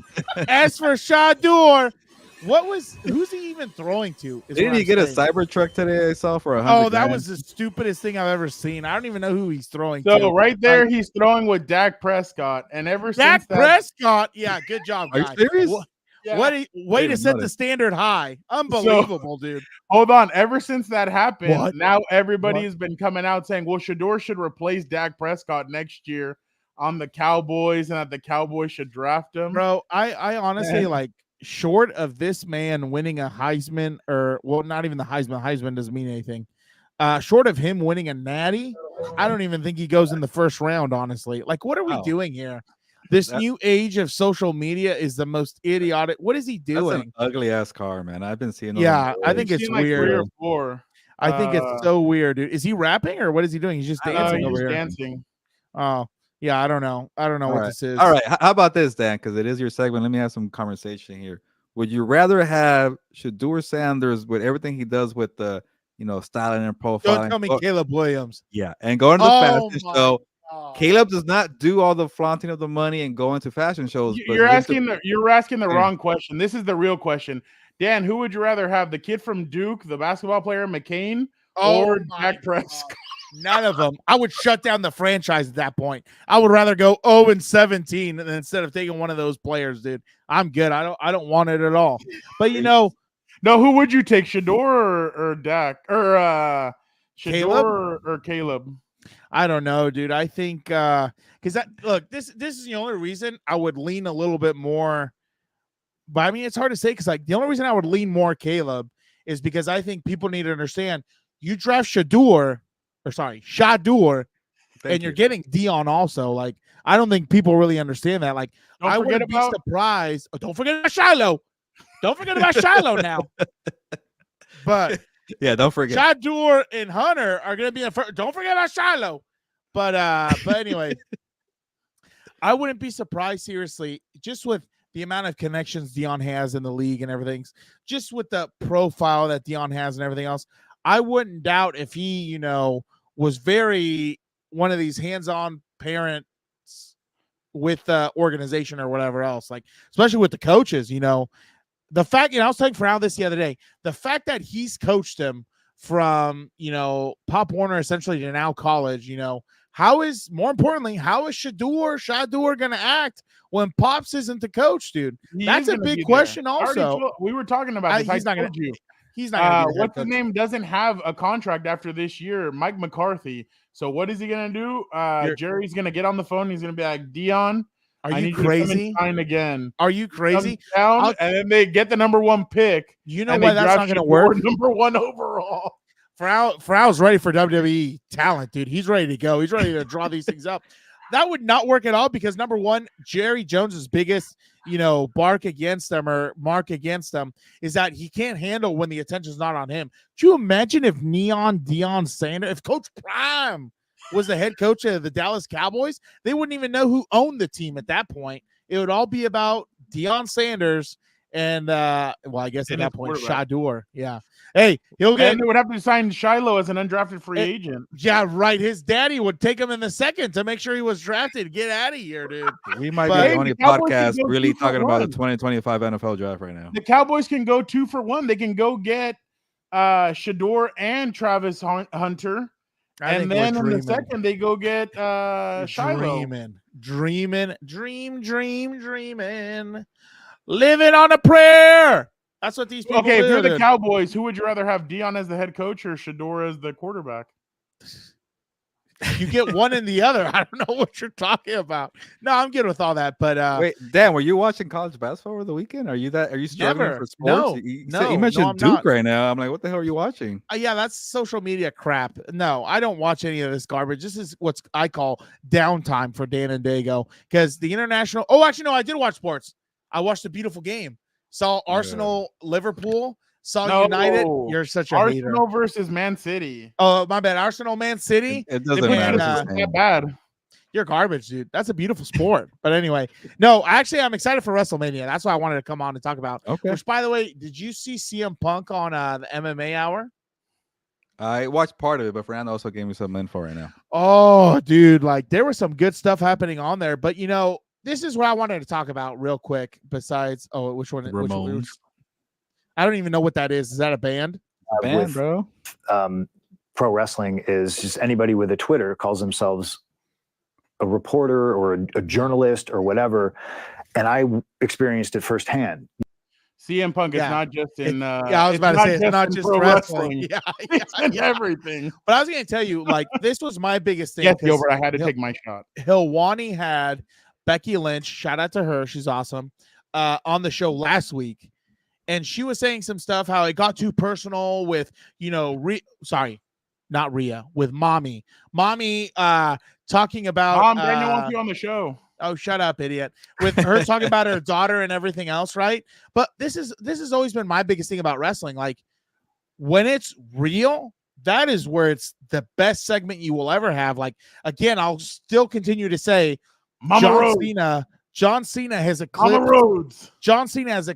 The Rock more in his absence than when he was there full time. Like, it's insane really to see the stark contrast, because John Cena was very good at making things real without, I guess, stepping over the line, depending on who you ask, because everybody forgets, the wristband thing, or the notes on the promo on his wrist, one of the best killer lines that I've ever seen since I've been watching wrestling. Him telling I gotta Roman say, Reigns, Dan, I gotta cut you off because okay. you're kind of a little, Here you're a we little go. frauded. Here we you're a little go. fraudish right you now. saw this right there? I'm gonna call you out. I know it's your 10 minutes here, and it's probably way past that. Who the hell knows? Who cares? No, we only talked a little bit about Shador. Yeah, I'm honestly, I'm tired of you guys talking about Shador Sanders. It's not 2025, okay? It's 2024. Anyways, slow weekend. When I first met you, Dan, when we were talking about our friendship here, how many years it's been? Maybe 4. I forget, 5 maybe. You were right before constantly, the pandemic, constantly in the car when we were going to SoFi Stadium on Sundays, just harassing your older brother about how John Cena sucks. Now you're like, John Cena was the greatest thing ever created in WWE. So what turn? I know. I gotta call you out a little bit. Gotta call you out a little bit. That's okay. That doesn't bother me. I'm not one of these morons who's in an echo chamber. That's okay, dude. Ready? Here we go. I'm gonna bring it to you. 2 things can be right at the same time, right? Oh. I think John Cena was overhyped and pushed a little too much. I got annoyed with him a lot. I think he recycled a lot of things just like The Rock and everybody else. But at the same time, right, I still give him a lot of credit because he knew how to cut better promos than The Rock. He knew how to really heat things up. Even when he comes back, his wrestling is still solid. He's still in shape and everything else. The Rock isn't, and that's one thing that I'm really interested about when it comes to Saturday. Why do you think it's a tag team? Like I said, I think Cena is better on the mic than The Rock is. Like, look, The Rock to me now is just unhinged. Him yelling at some producer because he said cut and all this other stuff. I got an email in my inbox this morning that the ratings are off the roof for SmackDown and Raw, and I'm just saying somebody came back again. Mama Rhodes, because people will cheer for anything. The Rock has something against Cody. I don't know what it is. Keeps on going at it about that. I don't know what it is, but I still think I will still hold my ground on that. John Cena was better. Not right. I'll bet you guys $5 she slaps The Rock in the face on Saturday or Sunday. Oh yeah. I don't even think she'll be there. She probably won't be there. She was there last year. Oh really? Oh yeah. But like that's either her or Brandy. One of them is smacking The Rock in the face. Oof. They probably will. Damn, but whenever John Cena and then The Rock's daughter can come out and Brandy and her get into it. No one cares about The Rock's daughter. No one cares. She's like the GM for NXT, right, or something like that. Yeah. But she's gotten again. It's the year of the Nepo baby. I can't count how many these damn Nepos are all over the place, dude. Yeah, I remember seeing that. I'm like, what the hell is she doing being the GM? But whatever. Going back to what were you going to say about The Rock? She had to shut down her Twitter because all these people were coming at her. The Nepo, it's real. You know what I mean? Like, but anyway, what were you going to say about The Rock? Like, that's just my thing. I understand that he's a draw. I understand he's a draw, but in my mind, we're trying to hang on to something that's not there anymore. It was just like when they bring out The Undertaker, when I was like, bro, come on, like, let this guy ride off into the sunset for the love of God. Like, he was out there in my mind, 5 years too much after, I can't remember which WrestleMania it was, but I was like, the 2 things that I'll never forget. The Bray Wyatt one was the one that you thought that remember, everybody thought he was going to retire after the Brock after he lost. He came out against Bray Wyatt. It was a little shaky, and then after that, it was kind of shaky until he had that hip surgery. That really was able to fix him and give him one last run with them. Yeah, the 2 things I'll never forgive WWE for. Number 1, breaking the streak. I was never a fan of that. That should have stood the test of time. Number 2, they actually wanted Bray Wyatt to be the one that broke it. No one should have broken it.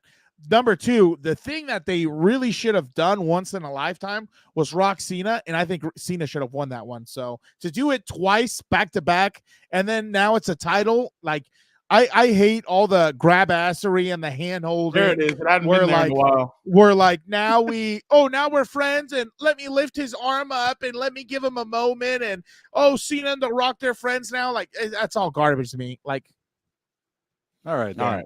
We got to move on, but real quick, everything going okay with the job? See, I care about you.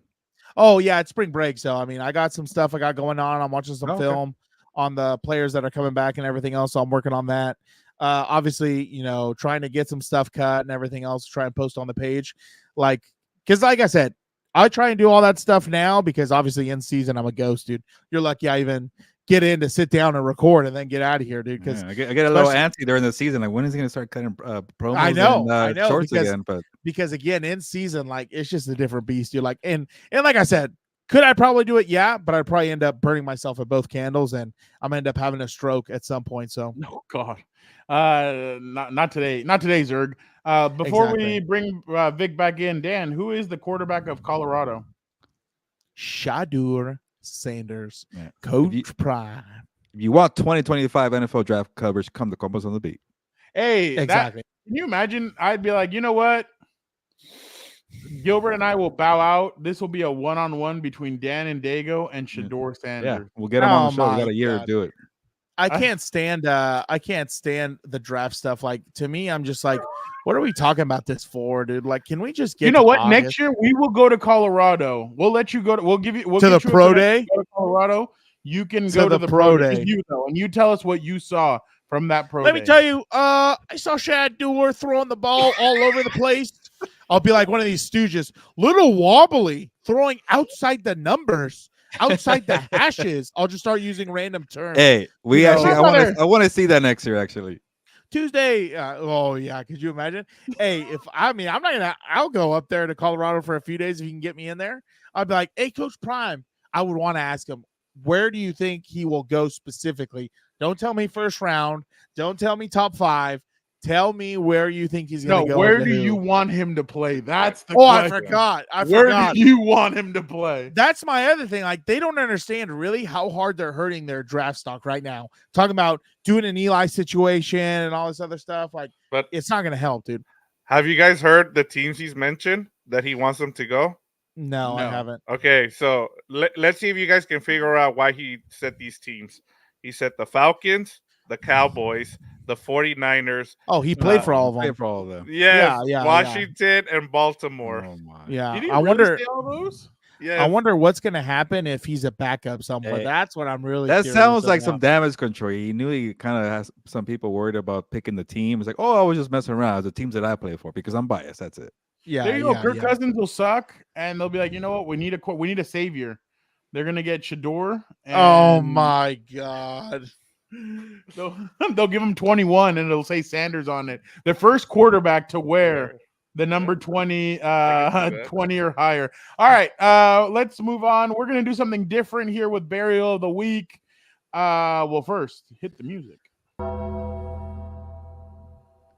Música, maestro. Look at that, bring him some Espanol. What a classy guy. He's French with our boy Moy. I do it all, dude. I do it all. But we're going to do a little bit different. We're going to let Gilbert choose this week his burial, and we'll kind of discuss it so that we don't go completely over. But Gilbert, give us your burial of the week. Yeah, I haven't been too annoyed, but then I remember something when we were talking. That's why I didn't give a specific burial of the week, but I got one on the spot, and I don't know what the hell is going on with X or Twitter. I'm not using it as much nowadays, but now I really know why I'm done with X. And, I have the notifications on. Now they're giving me notifications about things they think I might care about. First, it was like, hey, I hate that too. Yeah. Notifications on about like people who I follow or whatever, people that I have on alerts. But now they're giving me crap that I never asked for.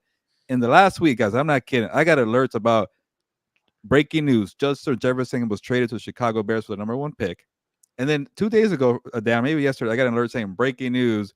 The Chargers have traded Justin Herbert. So why the hell am I getting alerts about this? And I knew right away this is all fake and not real because it's X. I'm like, yeah, they're going to trade Justin Jefferson for the number 1 pick. Yeah, that's not going to happen. And same thing with Justin Herbert. So, Dan, I guess how do you feel about those rumors and what the hell is going on with X? I'm done with that crap. Dude, I told Frown yesterday, I was like, I felt like yesterday, Sunday, I felt like going on my Dan and Daygo Twitter and just doing all this breaking news crap and seeing which one got fired. Because that's one thing I do agree with you. Like, don't suggest me things I've never asked for. That does bug me. But it's like, I also hate the stupid April Fools. Like, let me just tweet out the most random crap I can think of Could be that. and see which one catches fire. Like that's my biggest problem because like I agree. X is solid for me in the coaching world because, you know, there's a lot of clips of drills. There's a lot of opportunity. Like coaches will just put, hey, I need X and X coach. DM me if interested and stuff like that. So it helps me out in that sense. But, you know, I still love Twitter because you find some wild things on there.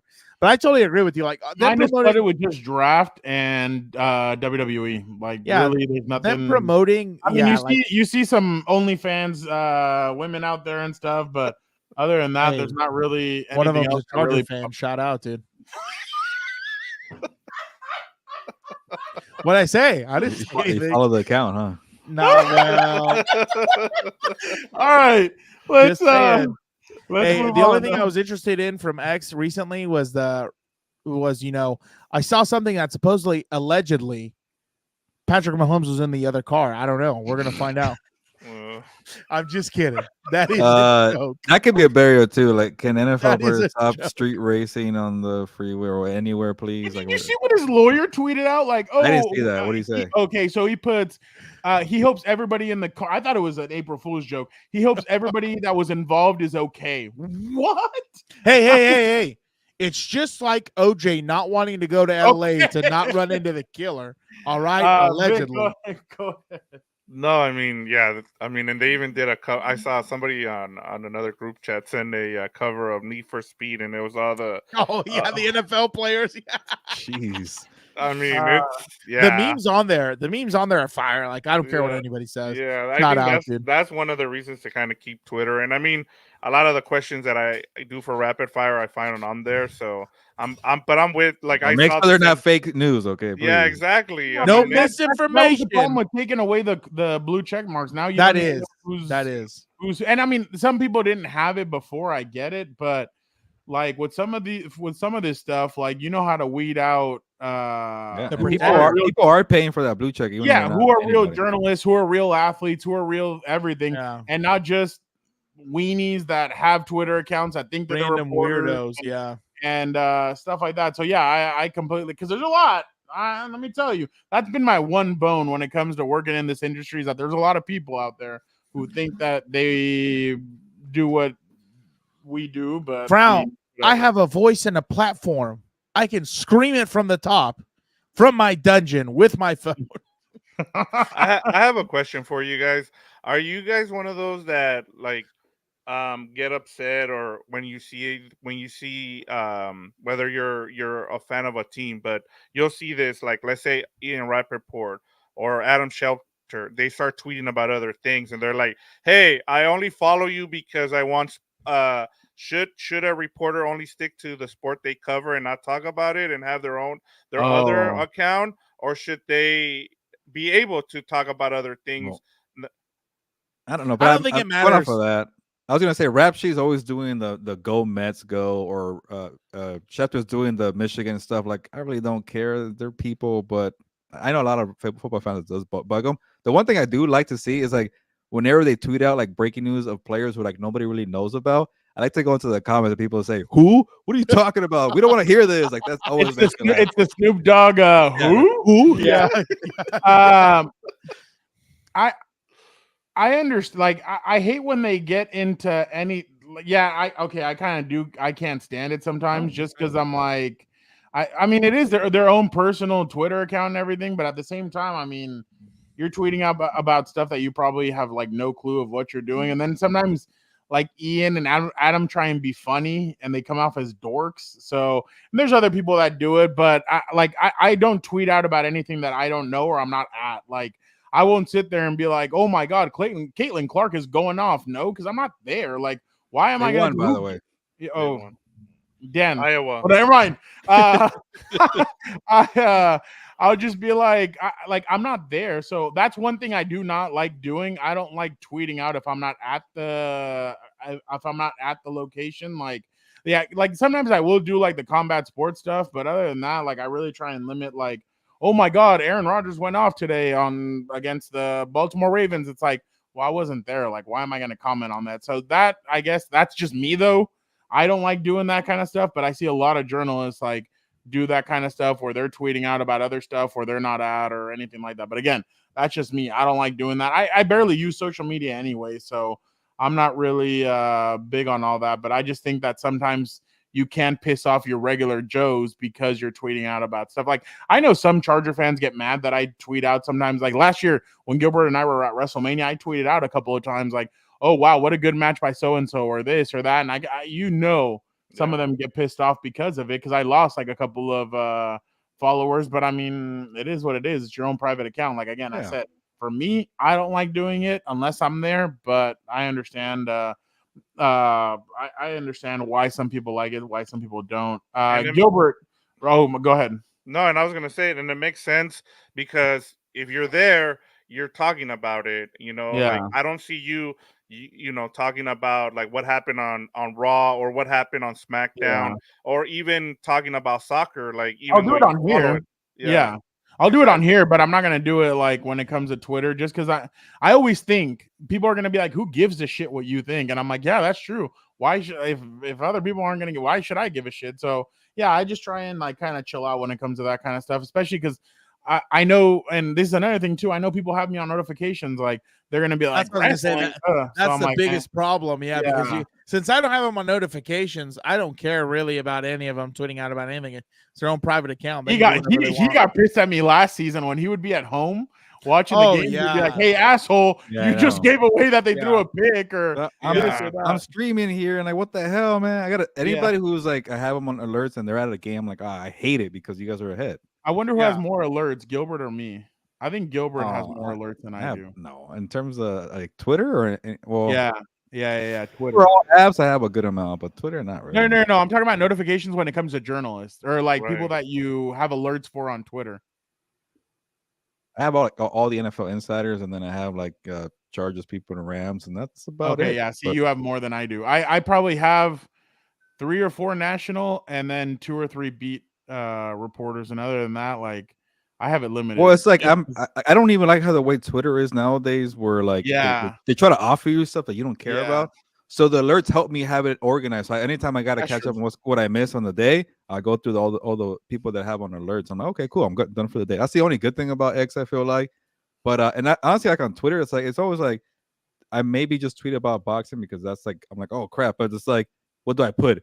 What a great fight. Who gives a crap about that? That's not real analysis. So if I'm giving you real analysis, then I start writing like a paragraph or two. Why the hell am I going to give away a free story on Twitter? Come to Compas and be on YouTube. I'll let you know, or maybe write a story about it. See, Gilbert, real quick, all good things. Hey guys, just wondering what you think about the Rams. Maybe looking to draft Chop Robinson.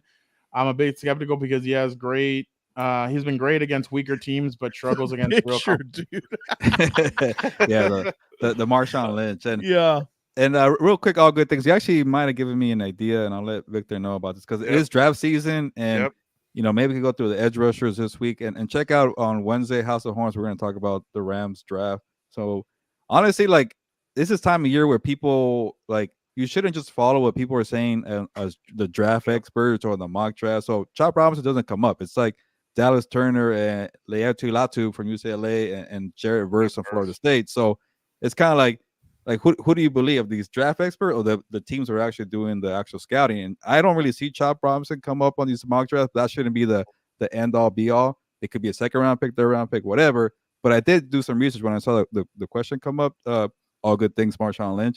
And Lance Sirline from the NFL Network compared him to Michael Parsons. So that's some high praise right there. I don't know. Is it though? He went to Penn State though, so maybe it's like an easy comparison. Yeah, that's what they say about Michael Parsons too. That he's great against weaker teams, and then when it comes to good teams, he doesn't really show up. Actually, you know what was my favorite comparison? Jerry Tillery to Aaron Donald because let me tell you something. Is that a real one? Any Who of wrote that one? shit. It was. Yeah, it yeah, was. it No was. way. I No way. remember. I remember. Somebody- that. I remember. Somebody? Oh, Yeah, Yeah, somebody. it was on somebody draft compared him. night. You know how they That's- do the player comparison? Yeah, They're yeah, like, yeah. no. oh, he was kind of. I can't remember if he said he was kind of smaller, just like Aaron Donald, and blah blah blah. Wow. I'm like, yeah, That's I'm not. Fernando, I'm not buying that is for a why second. you created Weirdo Time. What the heck? Exactly. Vic, you were gonna say Yeah. something before. No, we I move was just on? gonna say, check out the newsletter because we will be talking about, some of the guys that the Rams, the Raiders, and the Chargers should go and check out, or who they might draft, or what they should do with their draft first round picks. Also, check out House of Horns. We're actually gonna talk about this on Wednesday. I know we haven't been around for the last couple of weeks, but we will have a show on Wednesday. We'll be talking about, what do the Rams do? I mean, what if Brock Bowers is there? Will Sean McVay try to take a tight end? Well, they go for best available, a guy like Johnny Newton, Byron Murphy, but we'll talk about that on Wednesday. But all good things. We look forward to seeing you there, and we'll answer your question on there as well. Maybe the pictures because he's a Rams fan and Marshawn got in trouble as a Seahawks. I don't know, former Seahawks player. No, and it's I like thought he got in trouble as a Raider. Oh yeah, you're right. No, maybe he was retired and he was drinking a lot. Yes, he did. Yeah, But that's maybe what the rivalry is still there between Seahawks and Rams, and that's why he does Yeah. a picture. I don't know. I don't really like doing all that mock, like who's gonna go where here. I'll talk about scenarios and all of that, but I don't. That's like where the doing those WWE predictions. sides comes out of frown. But You I can don't see like that doing right the there. prediction stuff because I think it's dumb. Like, Well, yeah. obviously, like we don't know the way everything's gonna play out when it comes to the. That's the one thing that Tom Telesco really freaking Shout out. instilled in my brain, where he's like, it's the way the board dictates, it's the way everything moves around, and that's why I've never liked doing that kind of It's stuff. because you're Like, playing roulette. You don't know where well, the dial's gonna land. you never know on. who's gonna jump up. You never gonna know who's Yeah, gonna do any of that yeah. stuff. And Anytime then, anytime I do a mock draft, I'm lucky if I get 3 or 4 right. So yeah, I get. no, there was one year where there was one year where we did this. I think it's before Vic came, but you did one for the OC Register, and you actually hit on quite a. I thought you hit on at least 10. Then it might have been no way. That's too high. Maybe 8, and I'll definitely will take that as a victory lap. But I'm always happy 8 if to I get 10. 4. You hit on 8 to 10, something like that. Well, it's was hard because like you mentioned the trades and people are moving around. And But that's why I don't like. I don't like playing around like that. You know what I did? I do count if the player falls to that team, and I don't care what order in the draft. That's why I can't do OnlyFans. I ain't with the girl, so why the hell am I gonna pay for all that stuff? Like, no. I need to know exactly what scenario I'm in. So yeah, no. I was I'm gonna. just not Speaking of for getting it, things so- right. Speaking of getting Don't things think right, about Gilberto, who did you have in the Zoo fight and the Rolly? Oh fight? yeah, I was gonna ask you about that. Wow. I was gonna ask you about that during your 10 minutes, and I'm like, hey, I think your brother's part of the curse too, because he's interviewing the same people Look at like that. I am. You But see how he you're right. tries to. You see how You're he tries right. to shit I off did the pick plane? I did pick Tim Zoo and Rolly Romero. The Rolly Romero one, I'm kind of mad at myself, but Pitbull looked like a pug, and he went up in weight class. I was a little worried about him, and he was actually a favorite by quite an amount too. So I'll take the L on that one. And yeah, Here's another two one. people we interviewed Get it lost. cooking. Yeah. All right. But Well, hold we'll on, talk real about quick. WrestleMania this week, so you'll be able to, Dan. Okay. You'll be able to see what Gilbert's predictions are because I did that to him last year too. He didn't know half of the can't matches, wait. but I'm like, Gilbert, this, that, and I he's like, can't bro, wait. and he answered. So I do I well. wanted to ask. I wanted to Oh, ask yeah. you one thing real quick though. Should they? I saw this during the fight that I was starting to pick up. Should they have stopped the Zoo fight because of how much blood he lost? But then, well, at that point, like, are you going to? That's the one criticism I had about the fight. The announcers, the sideline reporter, I couldn't stand. They should stop this. I'm like, get that. If they didn't stop, I don't know. I wanted to do a story Ivan about Drago like from killing even Apollo Creed. Stitch. I'm I not think gonna Stitch stop said. this. Yeah, I think Stitch even put somewhere that he's like they should have stopped the fight. He's losing a lot of blood. You could tell they couldn't control the wound the whole time. And it's Shawn like think Michaels about it, like in the elimination chamber, losing a lot of blood. He continued. okay, that's a different. Same with your hero John Cena. Exactly. oh yeah, He that's the even Dan I like right Edge there. cashed in the Money in the Bank on him. You're later such a after wimp, that. Rao. You need better heroes. All your heroes suck. But You have a good one? oh, I have the best one. What are you talking about? But I was gonna tell you that was my only thing because Gilbert, you're his you hero. know You're his it's Enrique Iglesias. oh my god, no. I was gonna say my only thing was that like He's losing a lot of blood, and obviously that's going to affect performance, whether you want to admit it or not. And on top of that, it's almost like you're fighting blind because the blood was in his face at all times. Like he would throw a punch, try and clear it, and it's like, we want to talk about player safety. Like that guy's a dog for continuing the fight, but I would have totally Rocky understood. Balboa let Mickey cut his eye, and he continued the fight. So first off, that's made up land, but I just hope they run it back. Will be there this weekend, so I'm interested to see how they're going to use him. Good. I don't know, Dan. Like I know it was an elbow, and that's not a real punch, but like let them fight, and it was a good fight overall. It's always like a still taste when they fight because they stopped the fight because of the cut there. Hey, and then also Fundura's doing the right thing. He's gonna give him a rematch. He already said it. So good. Do it again. Nothing wrong with having a rival in boxing. Sometimes you lose and you get a rematch. Why not? Yeah. The only thing I hated was after the way they took a picture together, all smiling with the two belts or whatever and everything. Yeah.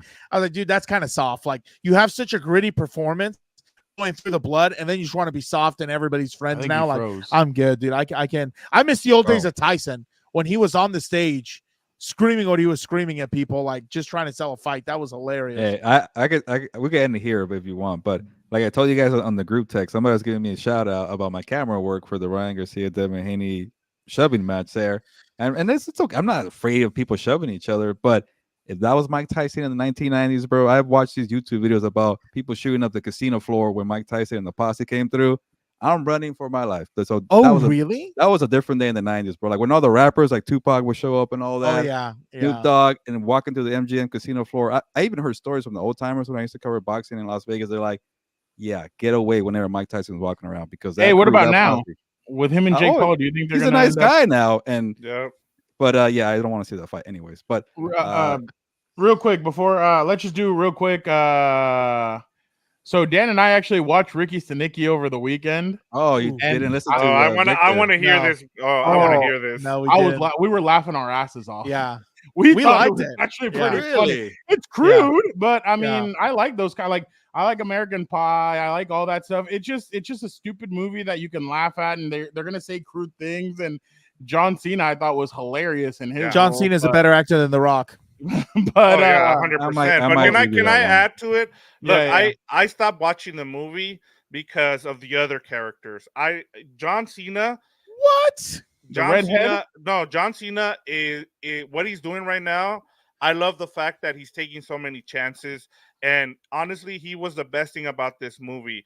The problem I had was with the rest of the cast. Like they had no purpose. Like the black character was like, what are we doing with this character? Like he's a gay character, and he smokes weed, and there's nothing there for it. He doesn't work. Exactly. Like they had no purpose. His disabled boyfriend wanted to break up with him. Yeah. Like, and then the other two is like, like the storyline with those. But with John Cena, I just want to give John Cena his flowers right now, just because of that. Because like what he did with that character, like every scene he's in, he's awesome. And like, I mean, like the whole thing about him, the songs he sings are that was hilarious. We watched the movie with my mom. Like these songs are now all ruined for me. Wow. But yeah, like the redhead was the only one that I thought was actually pretty good. I thought the wife journalist wasn't good at all. Zac Efron was a little hit and miss. Like I don't know what's going on with his face too. Yeah. Like I'm like, what is going on with your face? Yeah.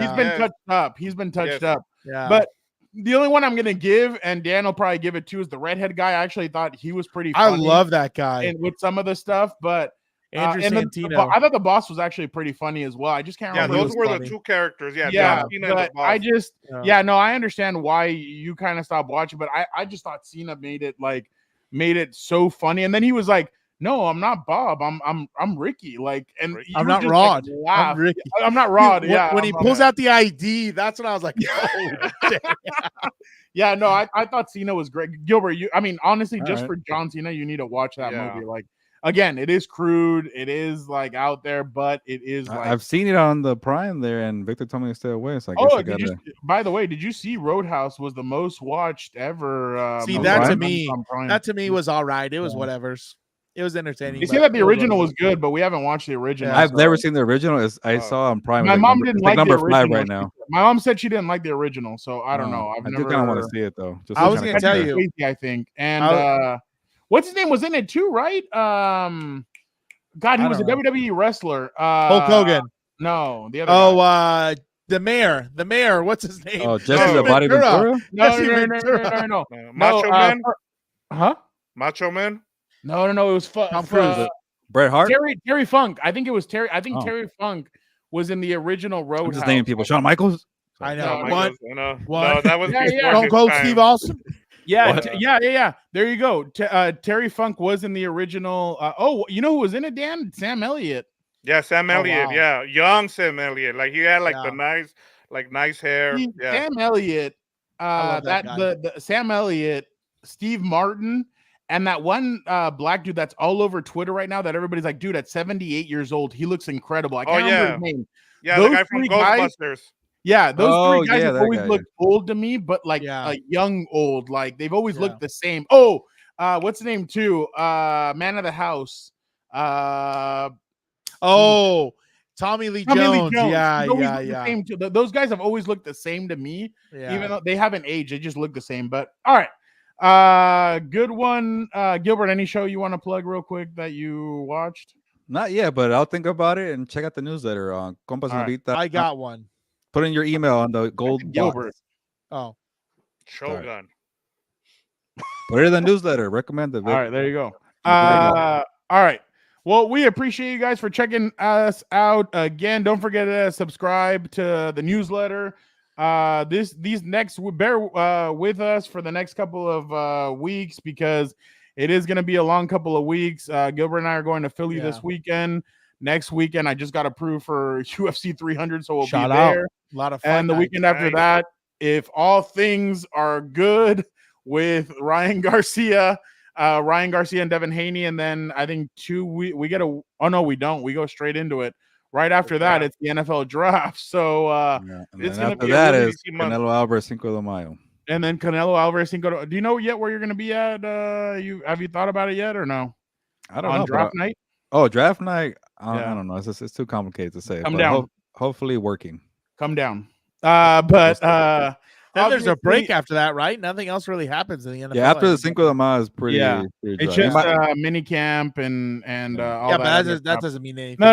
No. It's nothing. No, the next thing is going to be in late June when they're deciding if Conor McGregor and Chandler are going to go at it. But like Gilbert said, the way he looked in that SI interview, it just wasn't. It wasn't good. But obviously, like I said, bear with us. We'll try and get good guests on. We're going to get great content. So make sure you guys tune in for all of that. Maybe we'll have Gilbert do some cheesesteak reviews out in Philly. Yeah, why not? Yeah, exactly. We'll see what he thinks of that over there. Make sure you guys follow us on all the streaming platforms. Make sure you like, comment, subscribe. Make sure you hit the notification button so as soon as we get stuff out there, you guys can be the first to check it out. Again, thank you guys so much. Awesome episode. We try to pack in 2 episodes into one. So yeah, each of them an hour, and we're under time. So there you go. You want to think about it that way, yeah. Yeah, exactly. But again, thank you guys so much. Make sure you guys check out. I don't know if Dan and I will do a What's Up Bolts tomorrow before Dan goes off on vacation, but we will try and do something. But House of Horns will be on Wednesday. And then obviously this weekend, make sure you guys are on the lookout for all the stuff that we will have from WrestleMania.